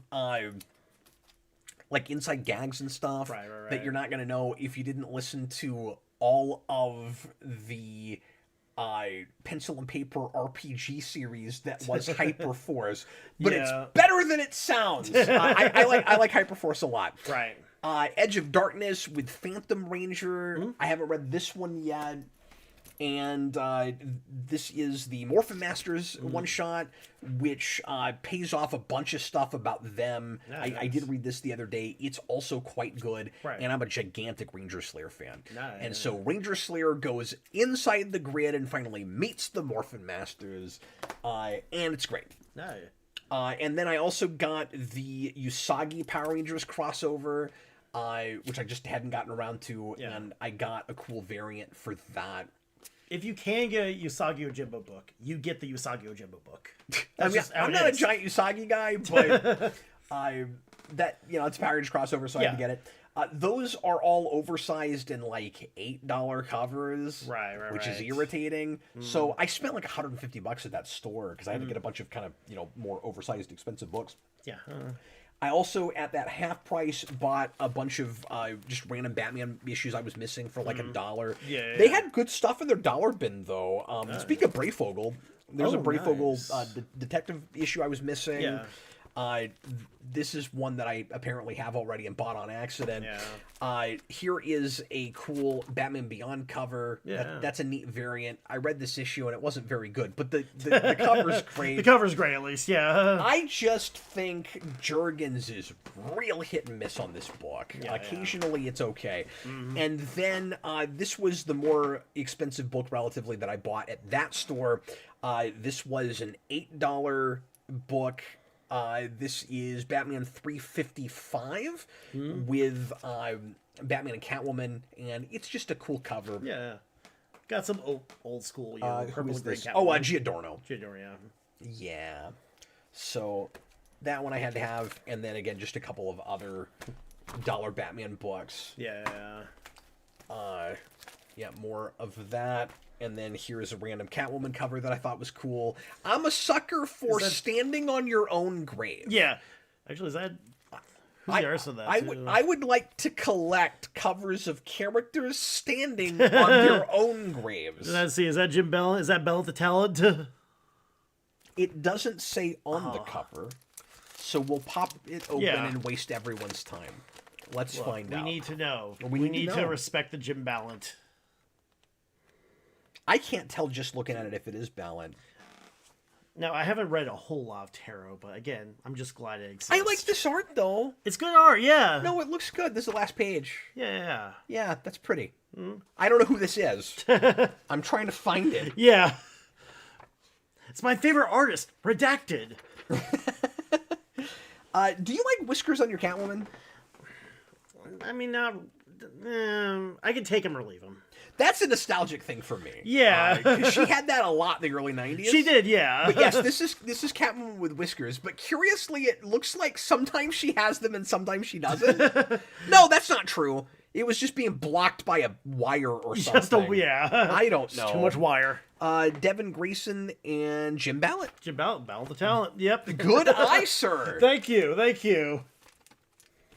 I love that cover. Yeah. It's very pretty. And then I got the adaptation of the Supergirl movie. Oh.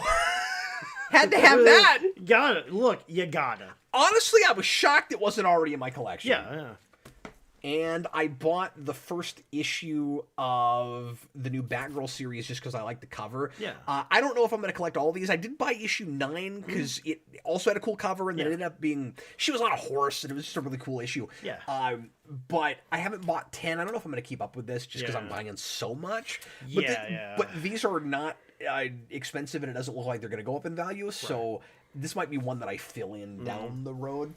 And then I bought a couple of issues I was missing of DC Star Trek, because this is one I collect just because I got a bunch at one point in a collection. And so I continued on with it because I like Peter David on Star Trek, of course, and he did a really good movie era run that is just post-Search for Spock, and it's really interesting because it's before 4 comes out. Oh, no, And it gives you all the lore for Saavik as a Romulan. Nice. And all of the stuff that was intended in those movies that we never actually did. Right. So he's kind of running off of a series Bible kind of thing Yeah. that just didn't make it into those movies. Right.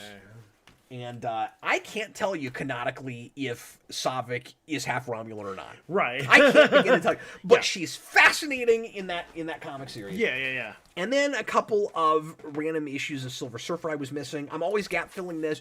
And I don't know if you know this. This is a series that has some low print run stuff in it, so it is hard to complete. Right. I don't know if these are low print. They were cheap. Yeah. So if they were, somebody didn't know what they had. You get that sometimes too. Like, you do. And I need to look into that and see which ones are supposed to be hard to get, because I've got at least half of this, and this is like a 120 issue run or something. Yeah. It's a super long run, but I've got most of it. Right. Anyway. Sometimes you find like that dollar bid too, and it's like, I'm sorry, you've got how many Crisis issues in here too? Yeah, although I was looking that up the other day, you would be shocked if you don't already know about how not valuable Crisis is. I could probably see that too, because they probably like bulk printed a lot of that series. Yeah. All right, you say that, but check this out. Like, very often these things don't end up seeming to make any sense. Yeah. Because there are lots of things that had plenty of copies that are like sought after, and then people are paying more than they... I think it comes down to people being willing to pay more than they ought to for things, and that inflating stuff. Right. So maybe Crisis, at this point, most of everybody that wants one has one, and that's why it's not as valuable. I can but see that, yeah. Hear me out for a second. Because I was talking to Austin about this the other day. I finally started figuring out more of the values of my books. Because I have CLZ Collector, which is a wonderful database, but doesn't keep up with your values unless you pay for an extra subscription to do it. Right. And I finally bit the bullet and decided to pay for 1 month of it just out of morbid curiosity to see what my collection is worth. Yeah. And I thought about maybe even...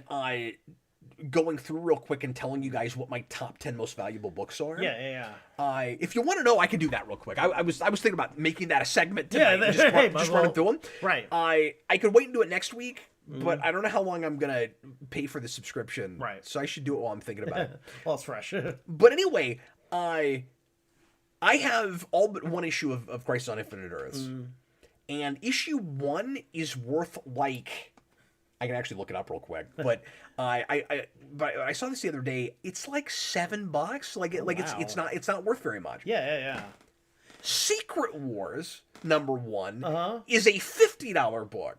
Oh wow! You can't explain that to me. Exactly. You can't begin to explain that. Comics collecting is such like a weird like industry. It's such like a weird pricing issue thing too. You know what we forgot to do? What's that? We forgot to shake the app.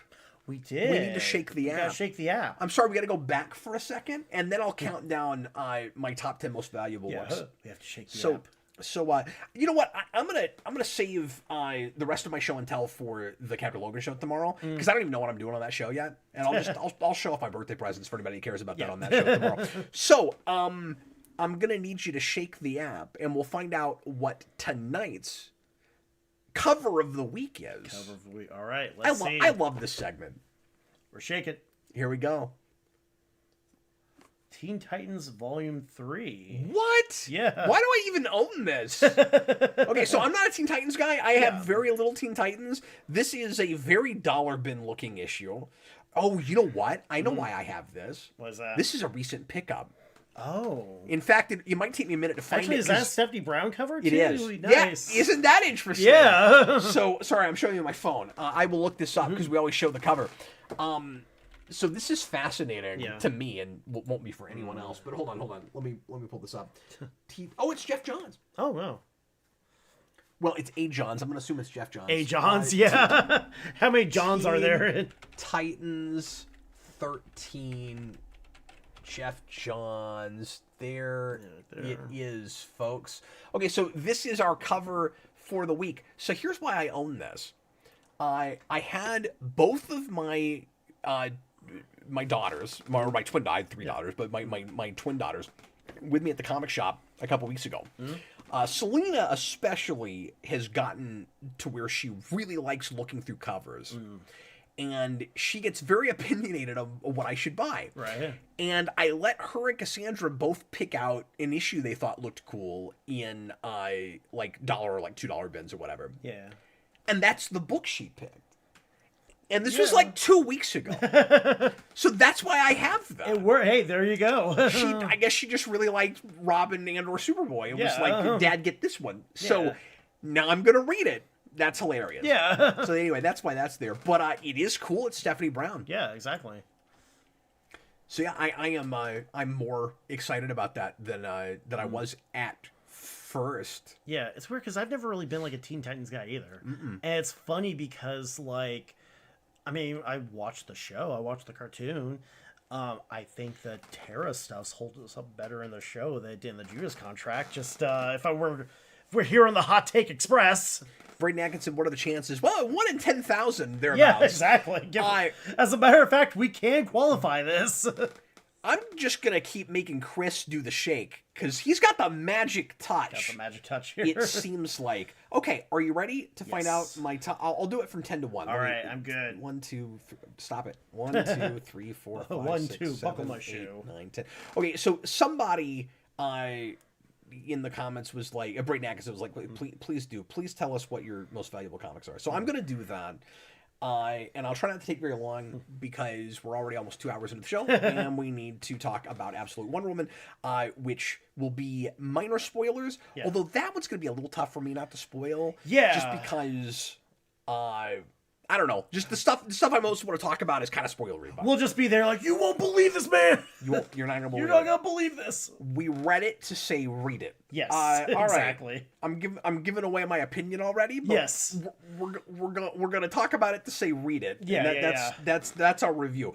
Just read it. You don't need me to tell you what happens in it. In fact, it's cooler if you have no idea what's coming. You will open the book and flames will shoot out. That's how cool it is. That's how metal it is. I agree with that. That's my review too. Yeah. Okay. I almost want to do top 15. 11, 12, 13, 14, 15. Okay, at the risk of this taking longer, I'm going to do that just because a couple of the cooler things are in 15. Fair, yeah. In fact, 16 is a book that I didn't even realize I owned until just the other day. I have a copy of... So I've been listening to a lot of like comic investment videos. Oh, yeah, and people kind of tracking values of books. Yeah, because the CGC and the flipping, community is huge, too. Yeah, and it's also really interesting right now because the market crashed recently. Yeah. And it's kind of a buyer's market right now. Yeah. And I picked a really good time to get back in. Yeah. Because there's stuff I couldn't have got my hands on 3 years ago that I can now. And people are really dumb in what they think will keep skyrocketing in value. God, people are dumb. Yeah.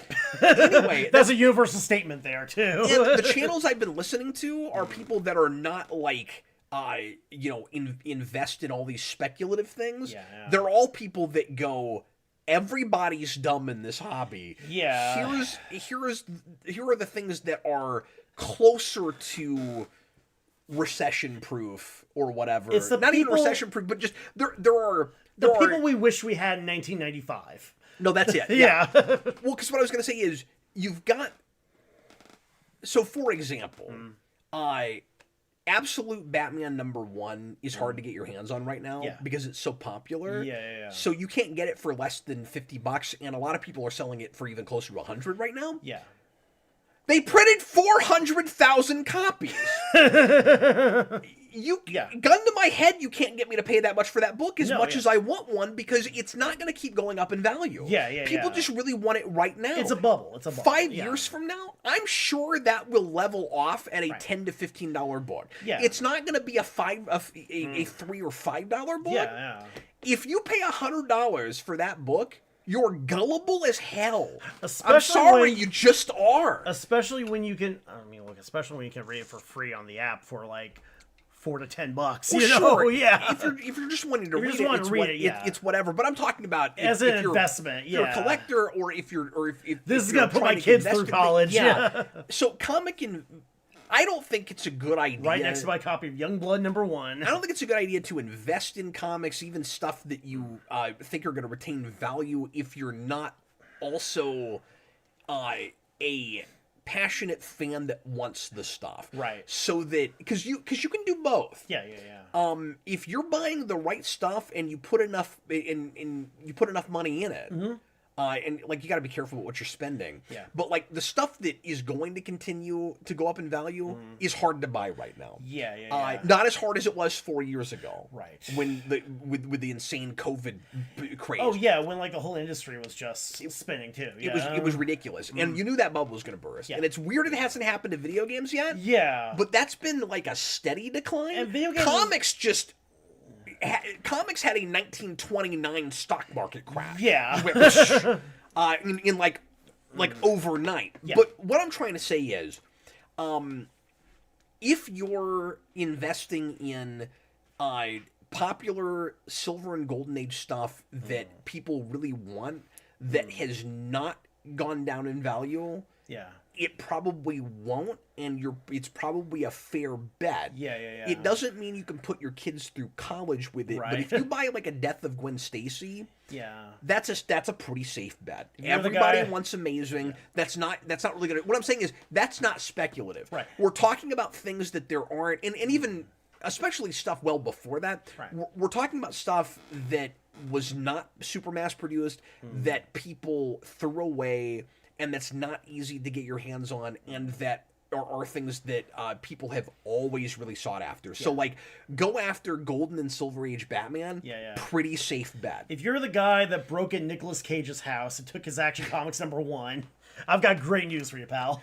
But you see what I'm saying? Yeah, with that? I do. Because Absolutely. I've considered investing in a few, like, eventually, kind of higher dollar things that haven't been fluctuating and probably won't.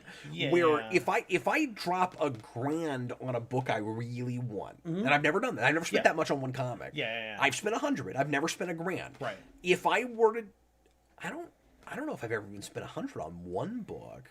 Trying to. I've spent 70 or 80. Yeah. But anyway, if I'm gonna, and then I'll go through this list real quick. If I'm gonna do that, it's gotta be a thing that I want bad enough that if I'm wrong about it, I'm not gonna feel that bad. You've at least got a collector's item. You've got a conversation piece if nothing else too. Or I care that much. Yeah, exactly. For instance, I really want a first print of Tick #1. Yeah. I don't have one. I've got a second or third print. I don't have a first print. And there was a CGC copy, and I'm not a big CGC guy. I'm not planning on getting, like, I bought a CGC Angela book recently, and it looks cool. I'm glad to have it. Yeah. Some of the controversy that's happening with them lately is scaring me away a little bit. Yeah. Well, I know and people have said similar to there's a lot of concern too. That's like there's like a wine scam a few years ago where people would get like the bottles of the really expensive top shelf stuff that put like Thunderbird in it too and sell it. You know, and that has happened some with CGC. Which is insane that the security was bad enough that could even happen. I don't want to get deep into that.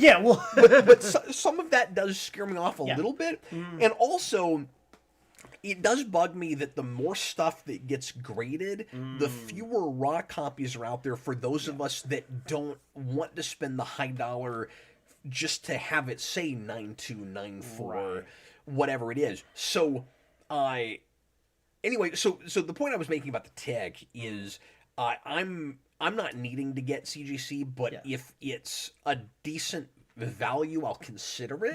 Especially if it's just something that's near and dear to my heart. Right. And when it's something like that where I've already got a like other print copy that I can pop open and look at. Because people make the argument all the time against CGC. Well, you can't read it, and the best counter to that is. Well, some of these things are valuable enough you wouldn't want to read it. That'd be a bad idea. And like enough of it too that if you really want to read it. You don't want to mess up the grade. And if you wanted to read it too, you could just go to like an app. Like there's lots of ways to do this now. I mean I'm sure it's on Global Comics or whatever it is. Comicsology is on life support, but it's still, out there. But I've spent a little too much money this month on comics, so I decided not to pull the trigger on this. But there was and then it sold real quick, and I couldn't have gotten it anyway. But there was a CGC tick number 1 that was at a 9.4 for 120, and it also said best offer, so I might have been able to talk him down to 100. And I thought about it, and I was like, if it's still there next month, I'm going to do it. And it sold that day. And then I went looking. It's just not a hard book to get. And there were a couple of raw copies that, to my eye, with at least the pictures they took, looked like they could have been close to that grade, or at least like an 8.5. And I was like, if I don't have to go much over 100, I would even do that. But like CGC at 120, I thought about it. But anyway, the whole reason I brought this up was just to say that is probably the exact. It's not always easy to tell, but that is probably the exact market value of that book. I'm probably not getting any kind of a deal. I might even be overspending a little bit. Right. But I want it. Exactly. Do you see what I'm saying? So I do, absolutely. That's my point is, for me, that kind of thing is not an investment. It's just, I want one. And so what are you willing to pay? Exactly. The investment thing, I'm kind of considering doing to some degree. Where it's like, if I got a decent enough deal on, say, a Detective 140. Right. First appearance of Riddler. And I could get that book for fair market value right now for a raw copy at like an 8. I don't know if you'll ever find an 8. You know what I mean? Well, is like $1,400. If I could get that book, if I could drop $1,400, let's say I just had it laying around. If I could drop $1,400 on a first appearance of Riddler, I don't think that book is going down in value. It will probably only go up in value. But the Riddler is one of my favorite characters in comics. No, absolutely. So let's say it dropped by a couple $100. How much am I going to cry about that? You see what I'm saying? Exactly. But I wanted it. You see what I'm saying? Now, if it skyrocketed in value and I needed the cash, and now it's a $3,000 or $4,000 book, would I at some point consider selling it? Maybe, like if I really needed it. And now it was an investment that where you put your money not in a bank, but in a comic. If it's that kind of thing, I don't think it's like playing the stock market. I think comics can absolutely be like playing the stock market, but I don't think that is. No, I mean, it's like anything too. Like there's pros and cons. You gotta weigh weigh your like personal feelings towards the book versus like any sort of like financial and stuff. And like also too with like the CGC, their rankings, like the higher you go up, the more like granular they get. Like if there's like a tiny little like crack by a staple, that could take it down like a whole point. Like and the whole thing is so arbitrary. And I don't like being at their mercy. Because I feel like this is not a thing I've talked about a lot on the channel, but I've been really researching it lately. Yeah. So it's on my mind. But we'll move on, I promise. But I feel like CGC is like being in a sporting event and being at the mercy of a referee. I could see that. It's a lot like that. A lot like that too, yeah. Where it's like, I might not even always agree with you. Yeah. But how much you're saying the book is worth is dictating the market. You're the ref deciding, who gets the penalty kick. You're the ref deciding, like, I'm sorry, that was offsides, Yeah. And also, like, charging people $50 for autographs after the show, too. That's a whole other thing. Yeah. But anyway, okay, so here, so the reason I was going to tell you about my 16th real quick, I didn't even get to this, is it turns out, so I learned in one of these collecting videos that this book was worth a bit. Right. And when I say a bit, I don't own very much over $100. Right. I don't know what your collection looks like. We've never really talked about this. Honestly, not as put together as yours. Mine's kind of, I need to, like, actually go through and organize my stuff, too. But I guess what I mean is, like, do you collect it all for value? Like, are you a key guy at all? Not really a key guy. If I see, like, a good deal on something, I'll get it. A lot of the stuff, too, is... But you're not one of these guys that, like, turns his nose up at a collection if you're not sitting on, like, $20,000 No, books. exactly, like... yeah. A lot of it, like, look, I'm not sure how much the Green Goblin miniseries from the 90s or the Clone Saga is worth, but not you much. know what? That meant a lot to me when sure, I was absolutely. Like, yeah. No, it's what you... Phil Urich, man, that's... But what you probably would find is like me, stuff that you're sitting on that you didn't know was worth anything. Oh, yeah, and for stuff sure. that you figured was worth something that actually isn't. Yeah. Because there's a lot of that. Well, again, talking about, like, books that people were selling that they didn't know the value of. The Daredevil, where Bullseye kills Elektra, I think it's like 30 something. You'd think that would be worth more than it is. Yeah, I mean, but I thought that was a bigger deal book. I got it for 50 cents. It goes for like 30. And you got it for like 50 cents? 50 cents. That's cool. No, I got it in a collection years ago. Yeah, there was somebody at, like, Comic-Con with, like, that's on that rack right over there. I see, yeah. But, like, they just had, like, a 50-cent bin, and they were selling stuff. I was looking through, like, pretty wild. Oh, no, do you not know what you have here? But the cover, and I think I have this too, but it's her first or second appearance. The cover with her in silhouette with a lightning in the background. Oh, yeah. That's worth more than that. That's like a $100 book. Oh, wow. Yeah. Yeah. Anyway, so I've been looking more into value lately. Yeah.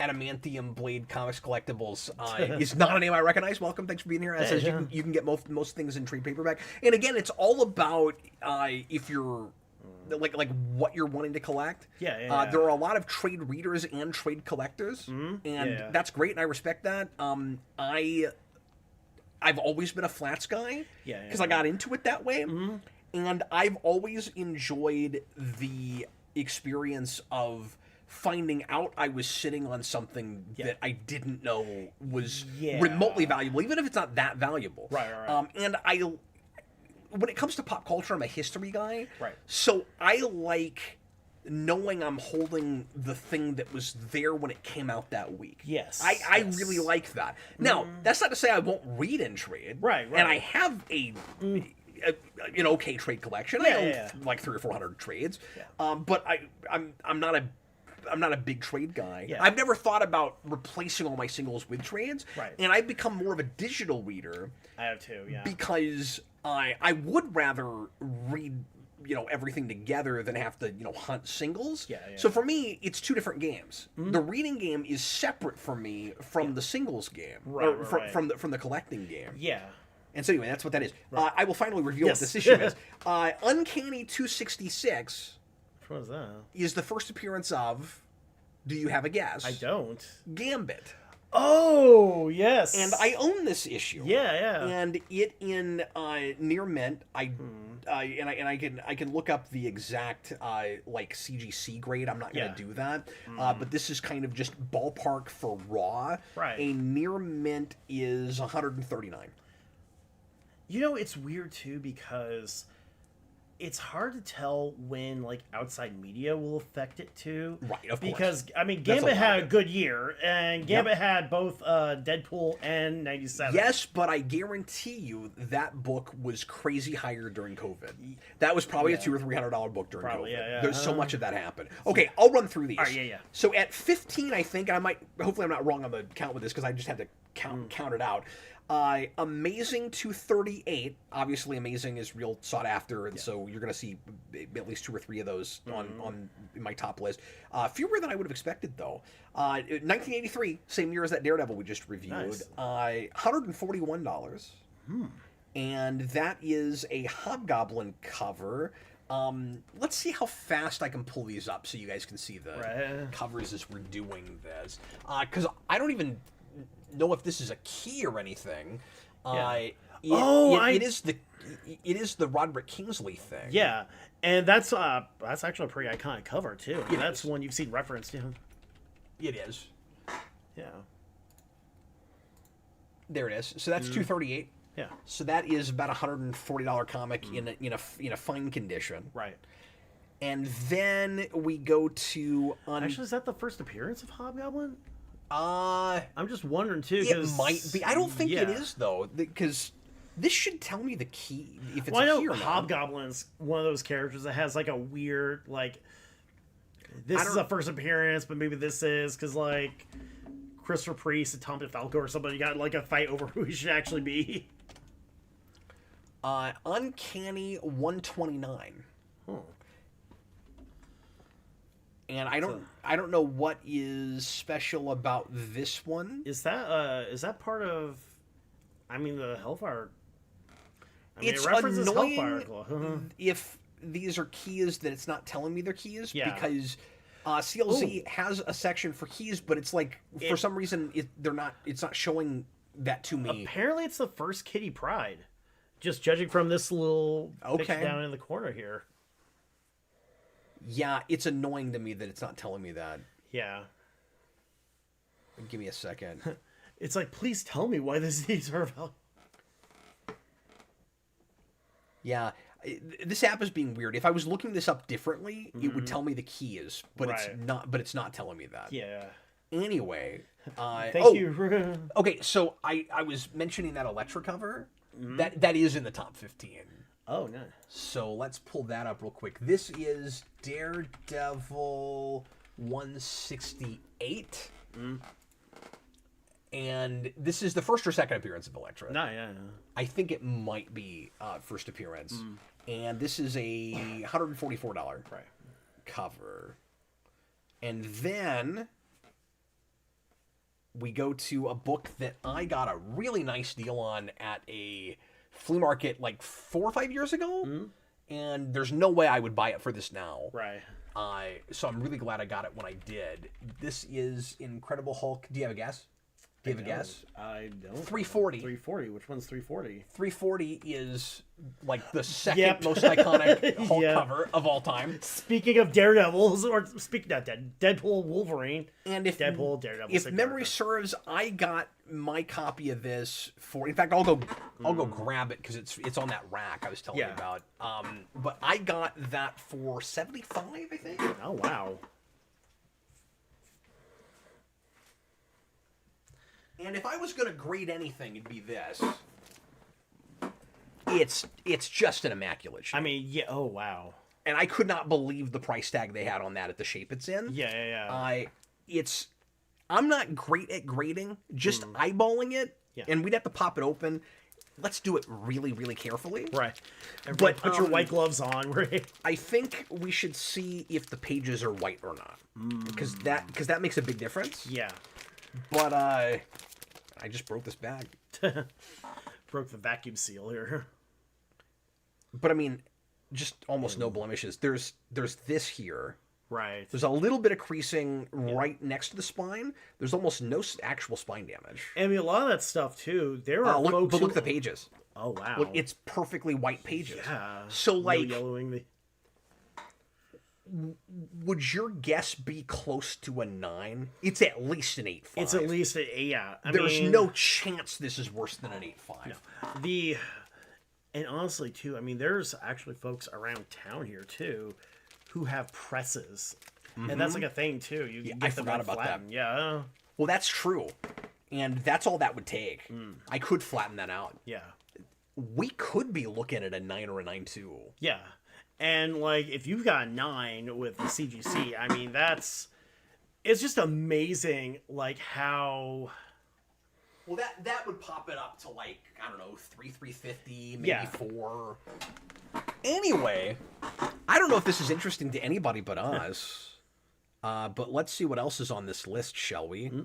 Yeah, I've never done this. Yeah. Some of these things get weird, and there are a couple things on this list that I don't think will be worth this much down the road. Right. Let me throw that at you. Okay. This is one of those. Incentive variants. Yeah.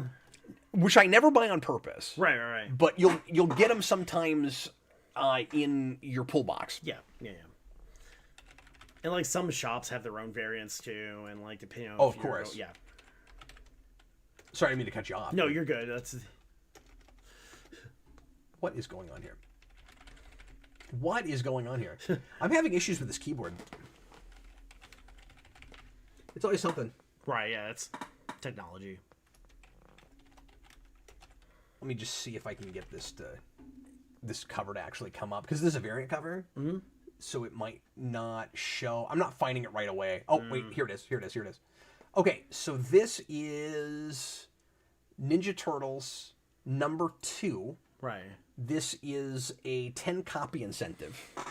And it is currently tracking at 150. Had no idea. Yeah, I know. That's such like a random like cover just to be super, super valuable. Isn't that strange? Yeah. This is another one that I didn't realize was valuable until they put out, maybe I talked about this last time, right. Until they put out a facsimile version. And I went, well, God, I feel old, because I don't feel like it was that long ago this came out. Why did this get a facsimile? Yeah. This is Detective 880, which is a cover that you'll recognize. Absolutely. And this is during the Snyder Jock run, before Snyder was Snyder on Batman.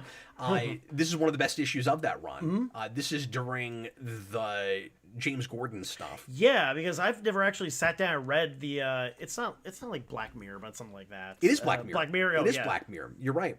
Well done. Hey, there we go. I love Black Mirror. Yeah. But so this facsimile version came out, and I went, well, I better go look it up and see what it's worth, because I know I have one. Yeah. That is a $150 comic. Wow. Isn't that insane? It is, yeah.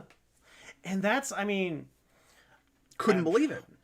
I was about to say, too, like, oh, that's fairly recent. Like, it's probably from like a decade. 13 years ago. Old, yeah. You ready for another really weird one? Yeah. That I guarantee you will not be worth this much later on. Yeah.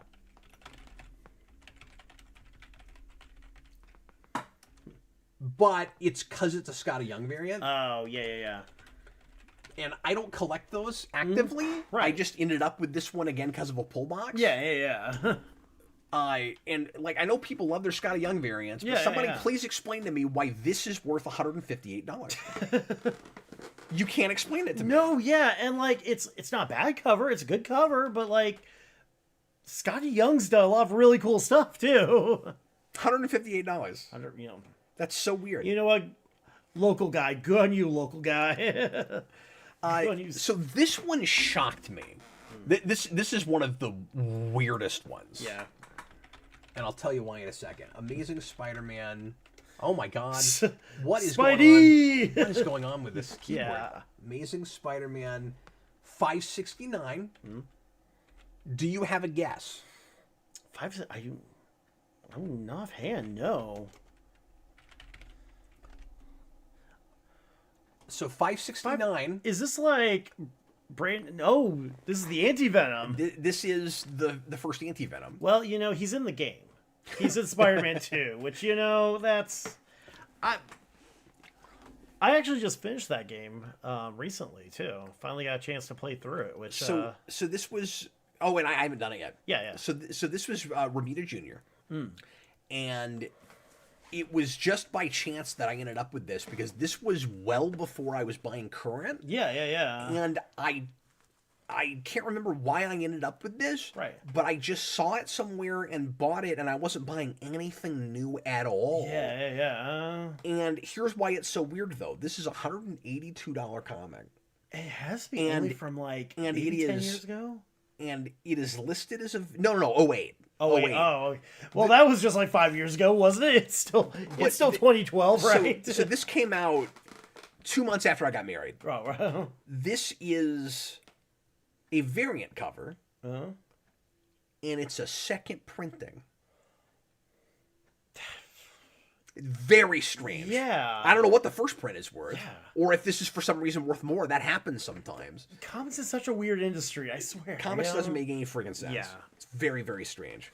I'm not even doing this to brag, you guys. I'm doing it because it's odd and interesting, and information I didn't have until just recently. Yeah. Because I just, like I said, I didn't keep track of values. I have to actually pay money to find out what the stuff is worth, or at least to track it. Yeah. And it was, like, I could look everything up individually, but it's 10,000 comics. I figured it would be easier to just pay my $9 for 1 month and get a ballpark to see what everything's worth. Yeah. So, amazing 194. 194. I mean, that's... At that number, do you have a guess? I'm trying to think. I mean, is this like... Is this some Clone Saga stuff, or am I too... It's right around that period. Right around that period, yeah. But this is a first appearance that doesn't have as much to do with that. Huh. And this is one that I knew I had, but I didn't know what it was worth. I mean, do we have...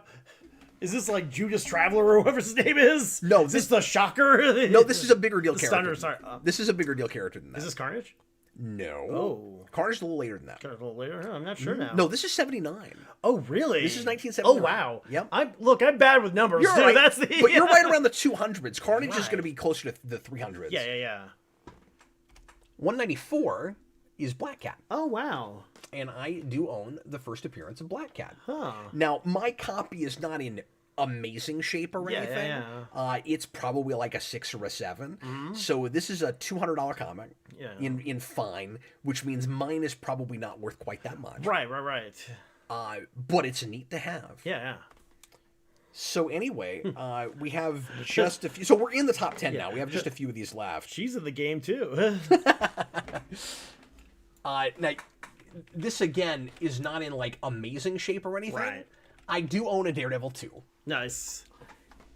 And that is, let me see here, in very good, it's $234.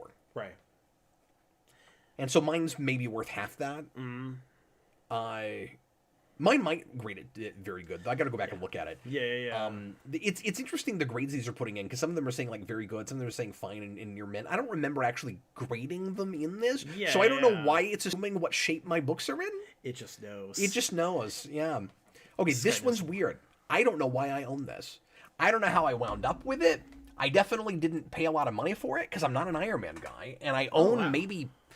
Besides a few issues of the Fraction run, I probably own 4 or 5 Iron Mans total. I'm not an Iron Man guy. Yeah. This is in my top 5. Okay.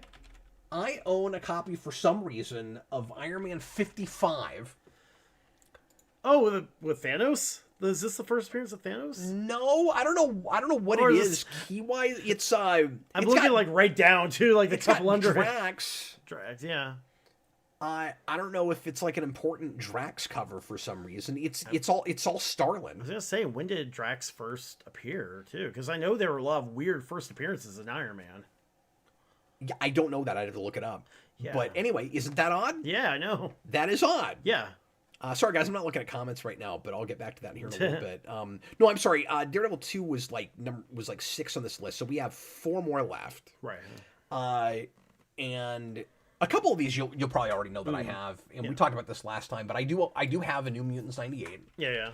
And I just got lucky in finding this in a box. So my New Mutants 98 came in a collection, and I used to have a lot of back stock from when I was selling on eBay.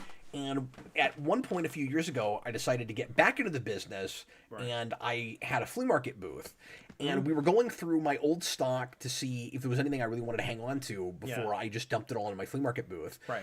And at the height of my flea market booth, I was sitting on 10,000 just for stock. Oh, wow. So I had 10,000 on top of my personal collection. Yeah. And some things I sold that I kind of wish I kept, but for the most part, just stuff I didn't want. Yeah. Sold a lot of valuable Walking Deads. Right. I had some really good stuff that I got in collections. This is just before COVID when things went insane. Yeah. And I wouldn't have been able to do it through COVID, so or I wouldn't have wanted to. So I'm glad I got out before that. Yeah. But anyway,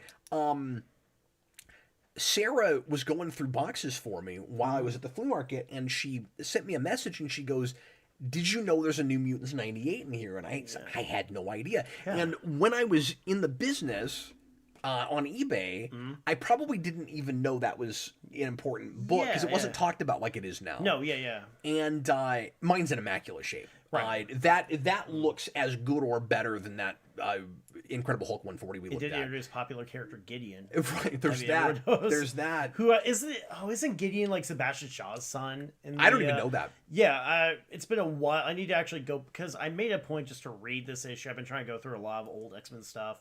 I'm sure it's incomprehensible nonsense. Yeah, well, I mean, obviously, it's X-Men. It's 90s X-Men. But anyway, so that has fluctuated like crazy. During COVID, it got insane, of course. Yeah.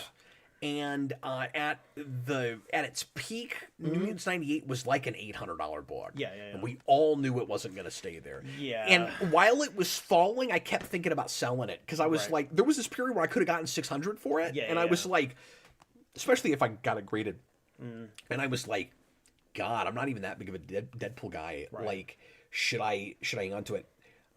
Just because it was so cool we randomly ran into it like that, I'm having a hard time parting with it. Yeah, no, I mean, that's an issue of fate now, too. It was just so neat to run into it like that. And like, yeah, $600 would buy a good amount of other stuff I want. Right. And I've thought about it, but it's in such good shape. Yeah. Like, it's a rocking book. So I don't think I can bring myself to part with it. I am worried it's going to keep going down.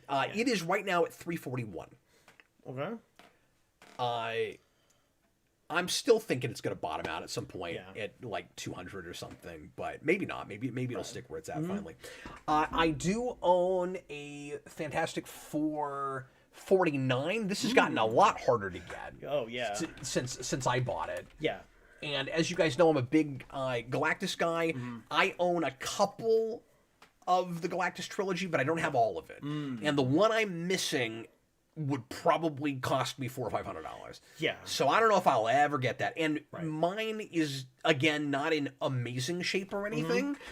This, in a very good, is $381. Mine probably does max out at a very good. Yeah. Hopefully it's worth close to that. So that should be a $400 book. Yeah. We have 2 more left. 2 more. We got this. Now, this second to last one was a really odd find, and I paid almost nothing for this. It is second on my list, and I paid almost nothing. Okay, for yeah. My dad found me this. So my dad's in the junk business. He runs a flea market and has done that for years and years. Right.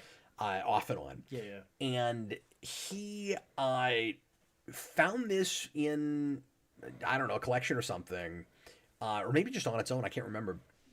It is the only book of its era I own, and it's the oldest book I have. Okay. And I don't know if mine is worth quite this much, because books of this era are not in great shape, but mine is intact. It does still have the cover. It's Action Comics #1. Stop it. But I own a Batman 41. Oh. Isn't that nuts? That is pure Silver Age. That is pure Silver Age joy. I've got Interplanetary Batman. Yes. 1947. Wow. Okay. Oldest book I've got. Late Golden Age, then. Yep. Only thing from this. I probably have a couple other things that are technically Golden Age. This is the oldest book I've got. Yeah. And it is valued at a very good at $576. So not bad at all.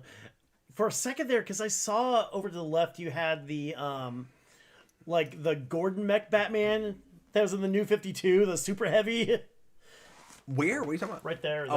Yeah, with the weird bunny ears. That just happens to also be a 41. Happens to be a 40. Well, I remember. I own that too. It's probably not worth that much. Well, it's funny. Well, speaking of Action Comics #1, when I was at nobody liked that arc. No one liked that arc. Yeah, no.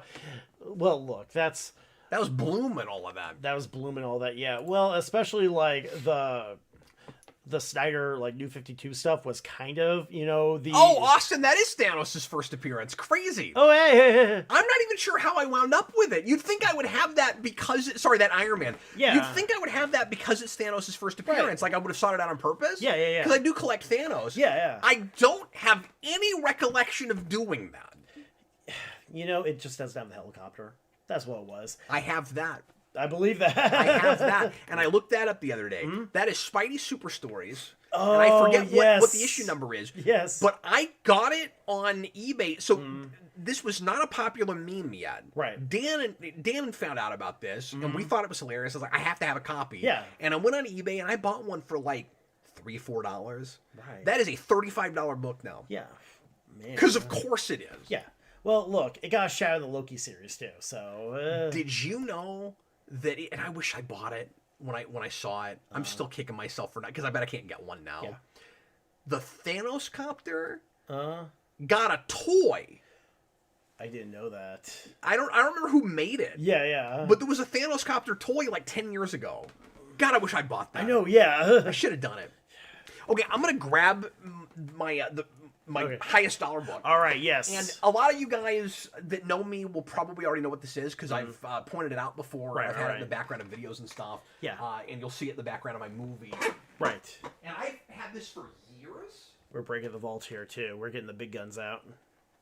So my dad bought me this back, kind of that same era that I was talking about with Fantastic Four number 20, back when I lived in Arkansas when I was a kid. So I was 11 or 12 when I got this. Right. And Vince has coveted this forever because he's a gigantic collector of this character. Yeah. And this book is just too expensive now. Yeah. He'll probably never get his hands on one. It's funny too because like this particular character, how it's such like a weird proto interpretation too. I know there is that. Yeah. But I own an amazing 129, which is the first appearance of Punisher, and as of last update on this app, this is a $1,000 book. And it's just based on the last time it sold, right? So, like in this grade. So this says very good is at a grand. As you can tell, again, not like the best shape or anything. And the cover has like a little bit of creasing in it. I want to think it's not water damage, but I'm not sure. Yeah. So this is probably not a grand. But I'm sure I could sell it for half that. This is a real hard book to get now. Oh, yeah. And a couple of days ago, it was listed at like $750, and now it's jumped to $1,000. It's constantly fluctuating. Yeah. But you'll never see this go down less than 6 or 7. It's always right up there. Yeah. But it is very colorful. It is colorful. Like it looks good at a distance. That's what matters. Exactly. Because I still love how it's such like a weird early version of what the Punisher had become too. Because like he gets hired to kill Spider-Man by like the Jackal. Do we have any Miles Warren fans in the chat here? Do we have any Miles Warren's fans? Period. Are there any of those that exist? Are there any of those that exist? Yes. So anyway, sorry, I just sprung another segment on us. But I was just sitting here thinking about that, and I was like, we're talking comics, and I just did that with that app. Yeah. I'd love to go through those, and I don't know, maybe next week or the week after we'll look at some other ones. Like those are the top 15. There's some other really interesting, or 16. There's some other really interesting ones. Yeah. What I discovered is that the bulk of my collection, like the grand majority, is worth $3. Yeah, I mean, that I have sounds a about right. lot of $3 books. I have way fewer dollar comics than you would think. You drew the line at $2.99. I did. I have a lot more books worth 3 than 1, so that's nice. I have a lot of 5s, I have a lot of 10s, and I have a decent number of 50s, actually. Yeah. And I might go through some of those at some point, just because it'd be interesting. Because I know in my collection I've got like a few 30s, but that's kind of like sort of my highest too that I've really tested too. I need to actually go through. Go through them because I bet you've got stuff you don't know about. Yeah. Some of these weird variants. Right. Oh, especially like, look, I know folks love their amalgam, and I got those. I know those aren't super. They're not. I went to vintage stock. I paid my $2 an issue. That's. You know what though? I have a theory about that. Yeah. I think those are gonna become a little bit more valuable now that DC and Marvel are mixing again. Yes. And I also think that if the day ever comes where the movies get desperate enough to themselves cross, those are going up. Yeah. If you ever see, and it doesn't have to be amalgam, if you ever see DC and Marvel do crossovers in movies, that stuff will skyrocket. Yeah, oh, for sure. And like not everything does. Not everything does. And I could be wrong. That I think at least the main miniseries, I could see some of those going up. It's finally gonna happen. Dark Claw's coming to screens. Oh Lobo the Duck. Lobo the Duck's coming any day. I can't wait. Adamantium Comics Collectibles. I don't see the first appearance of Punisher really going down substantially. It may be flat if the economy tanks, but it's a blue chip grail. Yes, I absolutely agree. Yeah, for sure. That's why I said it's not going below 6 or 7. Yeah, and I think 6. I hesitate even saying 6. I think 7 is probably its bottom. And the one thing with the Punisher too is the Punisher is a character that comes in waves. The Punisher is a character that gets reinvented, that somebody has like a different take every so often, because even like Garth Ennis did like Welcome Back Frank, and then like the Max stuff, which was so like radically different aesthetically and tone wise. So, I mean, the Punisher is a character you can do in a number of different ways. But when you go back to books of that era and earlier, it stops, especially if the character, like, it just already has a, what am I trying to say? I'm trying to think of a word, Chris. Yeah. If there's like a certain built-in popularity already, yes. It starts to become a lot more like a foundation of popularity. That's what I was trying to say. It stops being as much about like relevance and things coming out that it's connected to and all of that, and it becomes a lot more about how low the print run was. Yes. How sought after that particular book is, and how many people are hanging on to it and aren't going to sell it. Right. It's a lot more about that. Yeah, I guess. And so when we talk about modern stuff that there's a lot of copies of, the speculation market, the fluctuation becomes a lot more about Moon Knight got a TV show. Yes. Oh, nobody cares about that TV show. Okay, so now that's going down in value. Yeah. That book had, like, the first appearance of Moon Knight skyrocketed during COVID. It had, like, an 80% drop in value. But there's a lot of those. Right. Do you see what I'm saying? Yeah, I do, for sure. There aren't as many Amazing 129s that people are willing to part with, and that are in really good shape. Right. And so, like he said, blue chip grail, like that's gonna stick around. Right, for sure. Now you're right; it can fluctuate a little bit. Like if Punisher's in something people really care about, it might go up, but there's a baseline. It's never gonna go below. Oh, for sure. Yeah, there's that rock solid floor. That's what I'm saying. Yeah, no. Did you say a rock solid floor? I mean, I said rock solid, but maybe look. There's a rock solid floor. There's a rock solid floor. I mean, look, I haven't read a whole lot of the Al Ewing Thor book, but the Rock Solid Presents Thor, where his name was like Chad Hammering or something like that. It's like, all right, that was good. Well, we're gonna screw around and hit 3 hours again. Yeah. I apologize. It's all right. You gonna make it? I'm gonna make it. I got this. I'm here. I'm in it to win it. Never coming back. I'll miss you all. I don't want to spend too terribly long on our review tonight, because I want to be as non-spoiler as possible. Yes. And basically just say, go read it. Yes. But we'll talk about this for 15, 20 minutes. So here comes... Daredevil. No, we did that. Here comes Absolute Wonder Woman, and this is just an absolute delight. Yes. So... can I gush about this for a second? Please. I'd like to gush about this for a second. Yes. So I have heard a lot of this is the best of the Absolute books. Yeah. And I have not agreed with some of the tiers I've heard of. I've heard from people with these. I've heard a lot of Batman's good, but it's at the bottom of these. Huh. which I've not agreed with. No, I love Absolute Batman. I think it's wonderful. Yeah, it's great. I mean, I give it extra points for doing a bunch of stupid things and making all of it work. Yes, exactly. It's the Batman advancing forward, Batman AF. Superman, I've heard a lot of best book or close to best book under Wonder Woman. I don't agree with that. No, yeah, I mean, I like it. It's good, yeah. And I think Brainiac is spectacular. And I think the origin is really interesting. Yeah. But it is not the page turner for me that Batman was. I could put it down. Absolute Martian Manhunter. Yeah. Fascinating book. Yeah. Not the page turner. Right. That Batman is for me. Right. It's a different animal. Yeah. It's really cerebral. It is, yeah. Like I get it. I mean, I really like it, but it's also very much an art book. It's very much more the visuals. It's very much more aesthetic than, and like that could be hit or miss with some people, but well, I like it enough. I'm buying it now. Yeah, exactly. Like I'm good. Getting it. Don't get me wrong.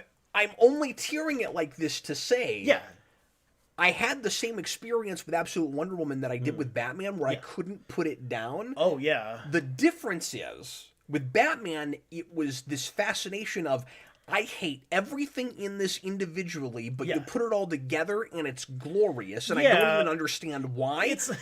Wonder Woman was like a spiritual experience. Oh, for sure, So what this book was for me is, this is what I always needed from this character. Yeah. So I've never been a big Wonder Woman guy. Yeah. And a few weeks ago, Austin and I reviewed the first arc of the post-crisis Wonder Woman. Yeah. And that book got me going, man, I wish I'd read this when I was a kid. I'd be a Wonder Woman fan. I finally kind of understand this character. Wonder Woman's kind of odd, too, because there's, pockets. There's a lot of stuff there's peaks and valleys with Wonder Woman. Like, you have the Greg Rucka stuff. You have the George Perez stuff. And now you've got Absolute, where you've got those high points that sometimes sort of get lost in the shuffle, too.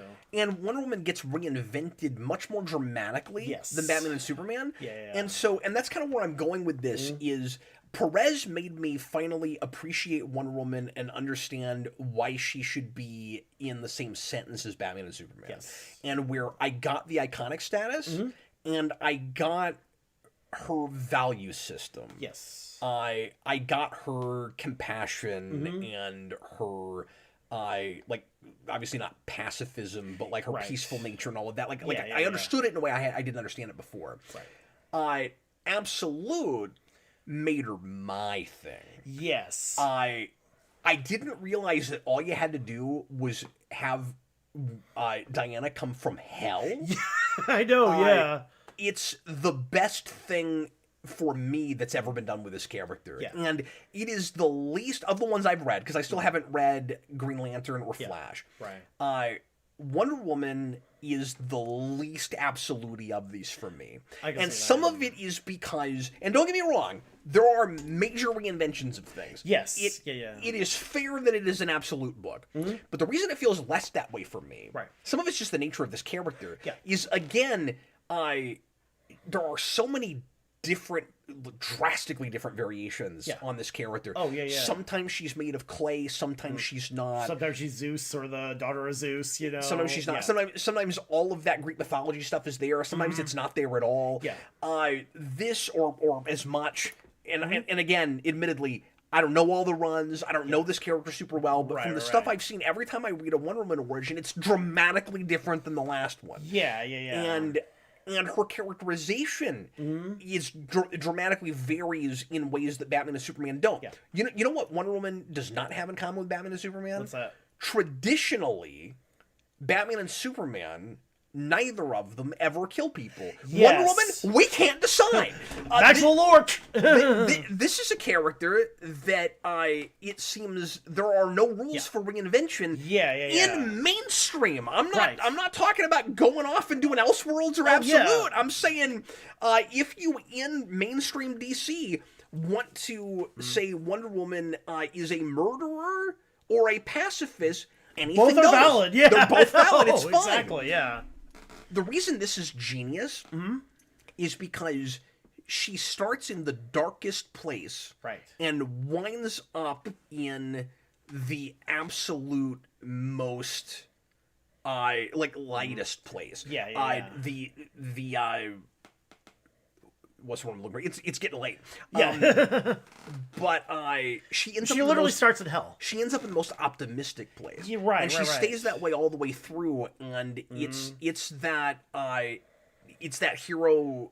The hero's journey. The hero with 1,000 faces. Yeah, but what I was gonna say is it's that hero that refuses to change. Like, we made her in this the Batman and Superman in the way I always wanted her to be. Right. And Perez does that to some degree. Yeah.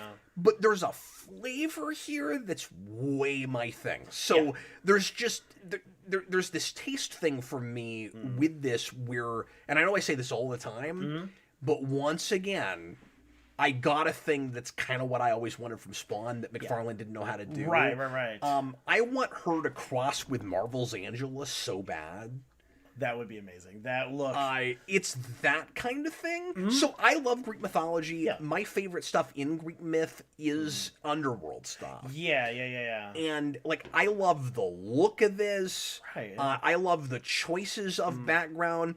And the best thing is just that juxtaposition of it's the darkest possible start and the most compassionate version of this character. And even at the end, without getting into spoilers, where she uses certain weapons, and like literally, we can say that it's on covers. She does carry a broadsword, yes, but to fight a specific monster, she doesn't just carry around a broadsword. Yeah.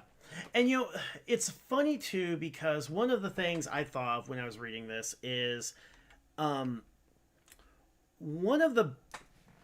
because one of the most influential books I think in like modern comics right now, especially a lot of fantasy stuff, and sort of like quietly the most influential book is Berserk, the manga. Oh, sure. And this is very still never much. read that. Yeah, I need to read it too.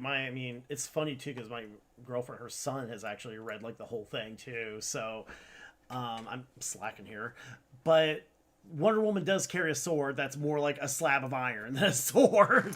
So, it's very much sort of that comic book fantasy that's like brutal but like colorful and high concept at the same time too. Yes. And it's that amazing balance. And and just on like a surface level, there's so much just aesthetically that is the most heavy metal thing in the world too. And like she flies in on like a dead Pegasus, you know? Yes, and yet it's shockingly timeless. I know, yeah. If you didn't know when this was, when this was made, and I told you 20 years ago, you'd buy it. Oh yeah, for sure. It doesn't have obvious modern hallmarks, and the writing is just like I don't want to say broad. I don't know what the word is I'm looking for, but timeless is a good word. But it's timeless. Yeah, it's not really. Again, to any era, you have Wonder Woman fighting demon pterodactyls, and that's how you open your series. Yeah, that's it. That's what I need.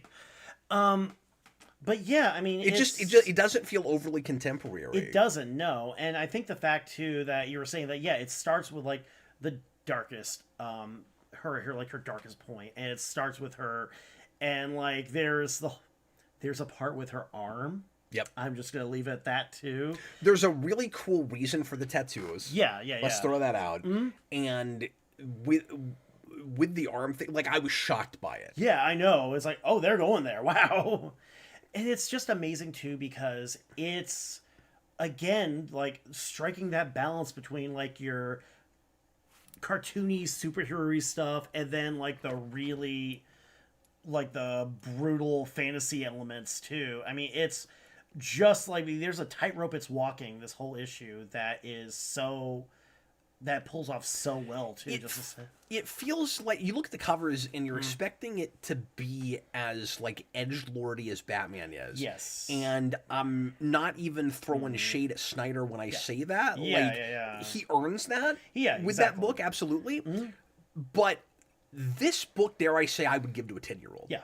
Oh yeah. I couldn't with Batman, and it might get more brutal later on. I don't know. And there's one panel in particular that you're talking about with the arm that's like pretty rough. Yeah. But some of it is also just attitude, right? Like, you have such an empathetic character. Yeah, exactly. Like, she's sympathetic to the audience, but what I mean is she's empathetic. She empathizes with everyone. She she tries to reason with the embodiment of, death too. I mean, yeah, and one of the most powerful moments for me, one of the most inspirational things, and I think that's the best word, is like of those the three of the big trinity. Yeah, she's the most inspiring so far. Yeah. She's got her crap together. Yeah, Austin keeps suggesting, he and I've talked about this, and he keeps suggesting that she will be the character that forms the Justice League in Absolute. They kind of hinted at that too. That is what should happen. There's like a one line where she mentions that there's like others like her, like superheroes. She's a full-on leader in this, and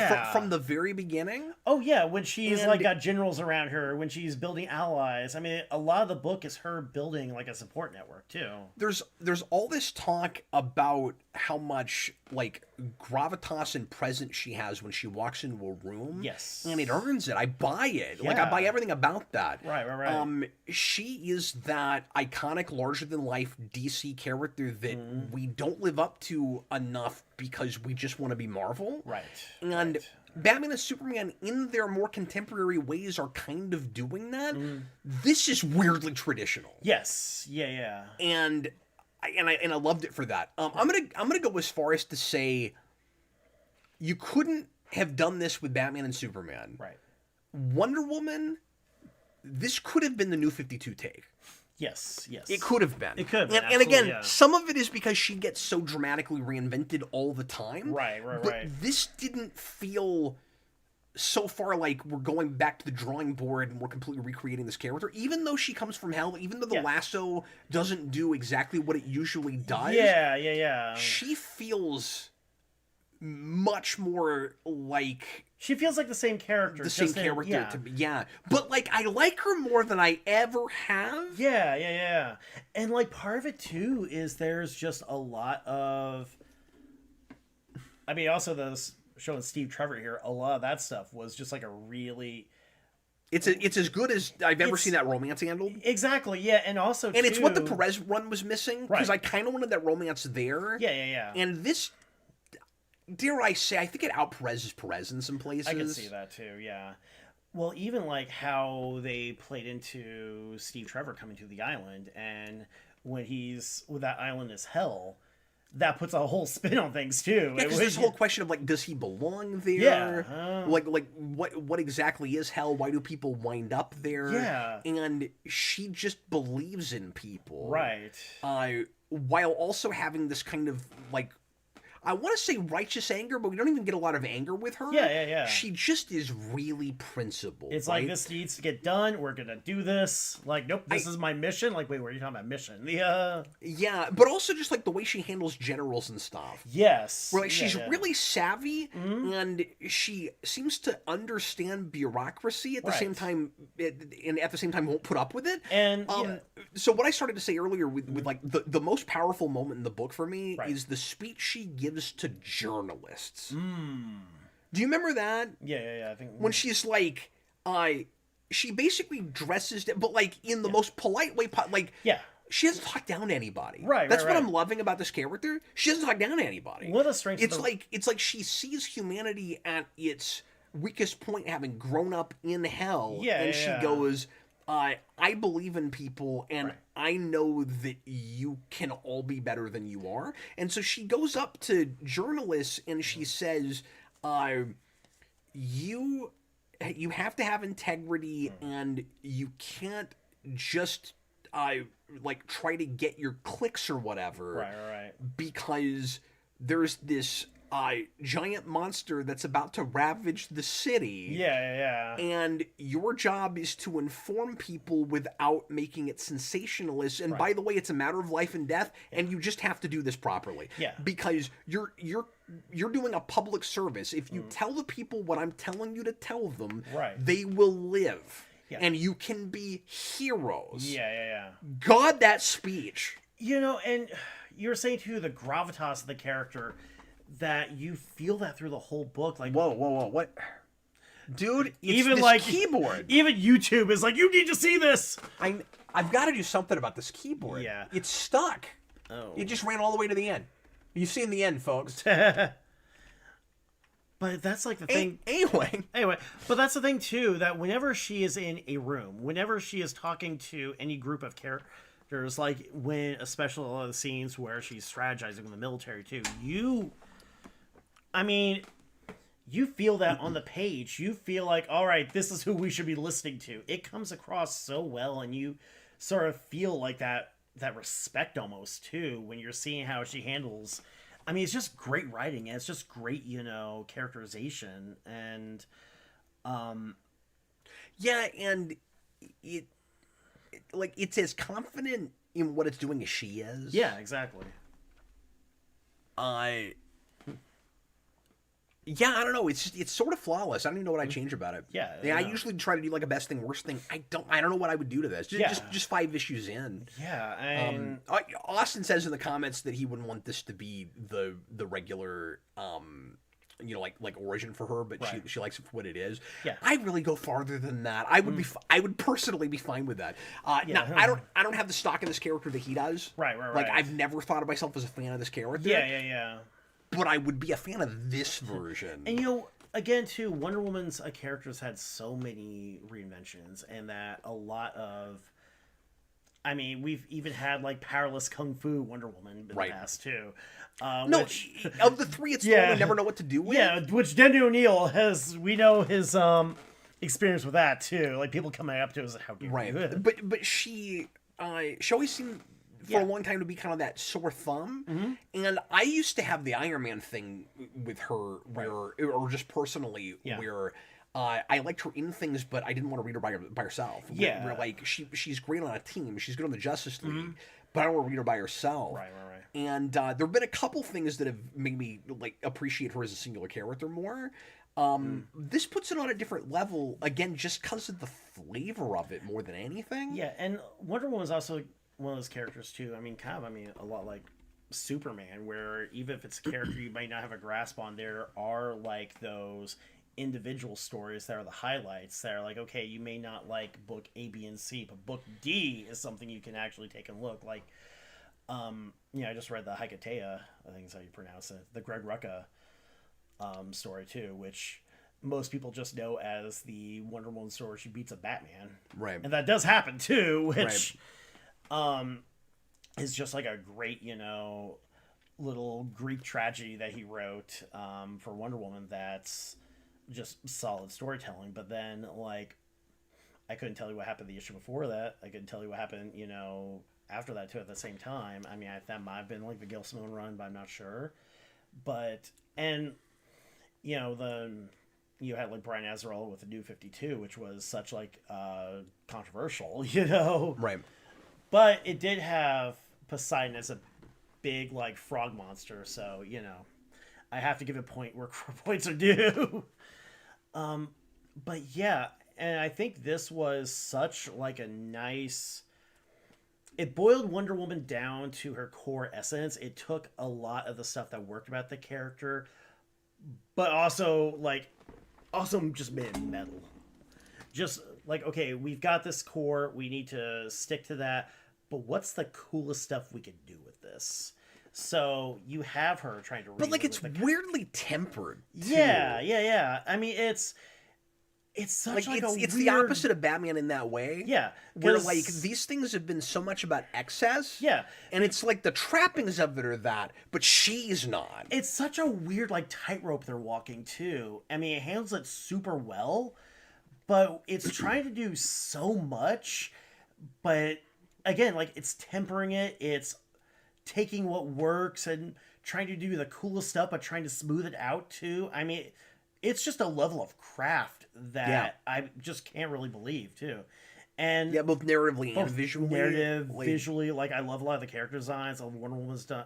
So I don't say instant classic a lot. Yeah. But, like, I've got that with this. Mm-hmm. Yeah, it's just... I wonder if Absolute had opened with this, if it would have, like, struck fire the way Batman did. Right. Just because Wonder Woman is obviously not as popular of a character, but if, like, word of mouth caught on with just how good it is, like, I wonder if we could be seeing the first issue of that book like people going after it the way they have been Batman. You know what I do think? I do think having it come after Batman was a good idea because Batman... Oh, sure, absolutely. Yeah, Batman was such like a... I mean, it's a great book. I really, really love Absolute Batman. But there's a lot of it that is kind of so excessive. I mean, in a good way, too. Like, I'm not going to say no to Batman with a monster truck. I'm not going to say no to Batman and, like, his friends who are all the villains who are also, like, bodybuilders. Who are also the ripping friends, you know? Yeah, it's just what's working about that is completely different than this. Yeah, and, so I love... And you gotta appreciate the variety of these books. Yeah, so I do love the fact that you have something that's so good, but, like, so... I don't want to say over the top, but...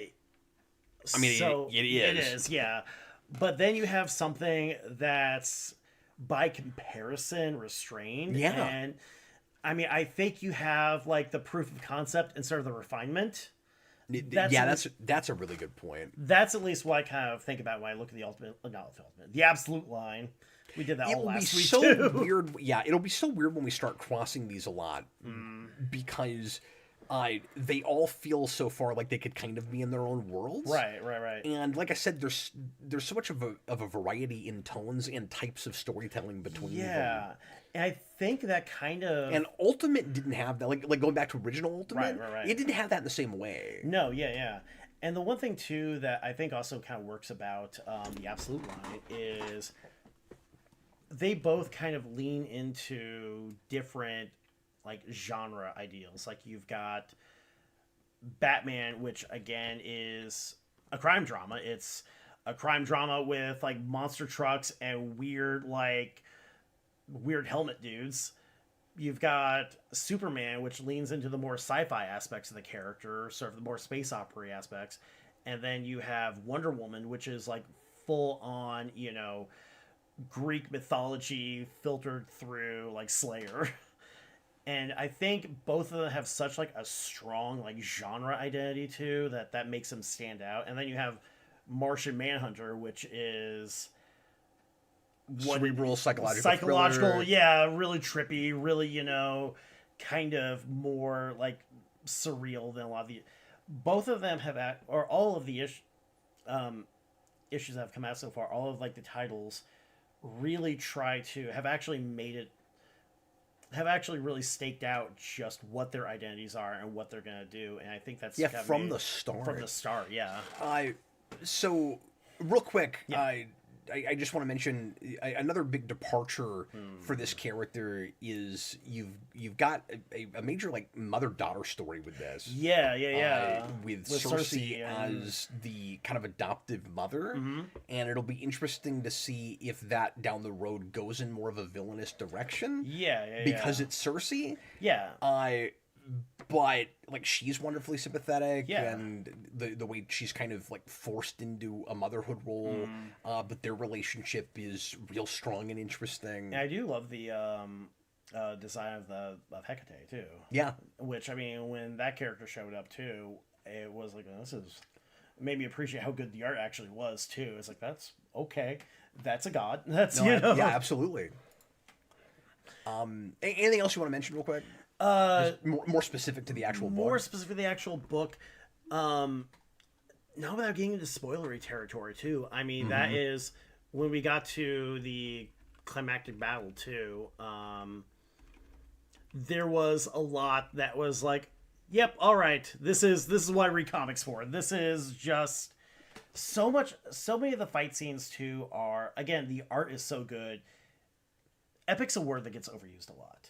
But this feels like God of War. This feels like you're going to go fight a Titan. This feels like... It also doesn't waste a lot of time. No, yeah, exactly. That first issue is ridiculously efficient. Yeah. And then we get to the main monster threat at the end of the second issue, and that... Now, we stick with that through the rest of it. Yeah. But, man, in the moment, that reads like a fourth issue revealed to me. Yeah. I was shocked that we were there as quickly as we were, and then we really explore...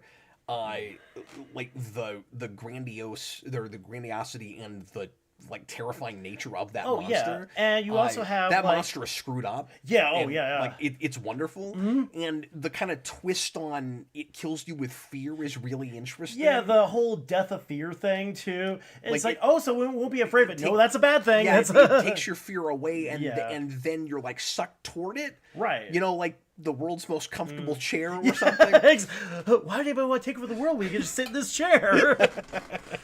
Legit my favorite episode. I just want to sit in this chair.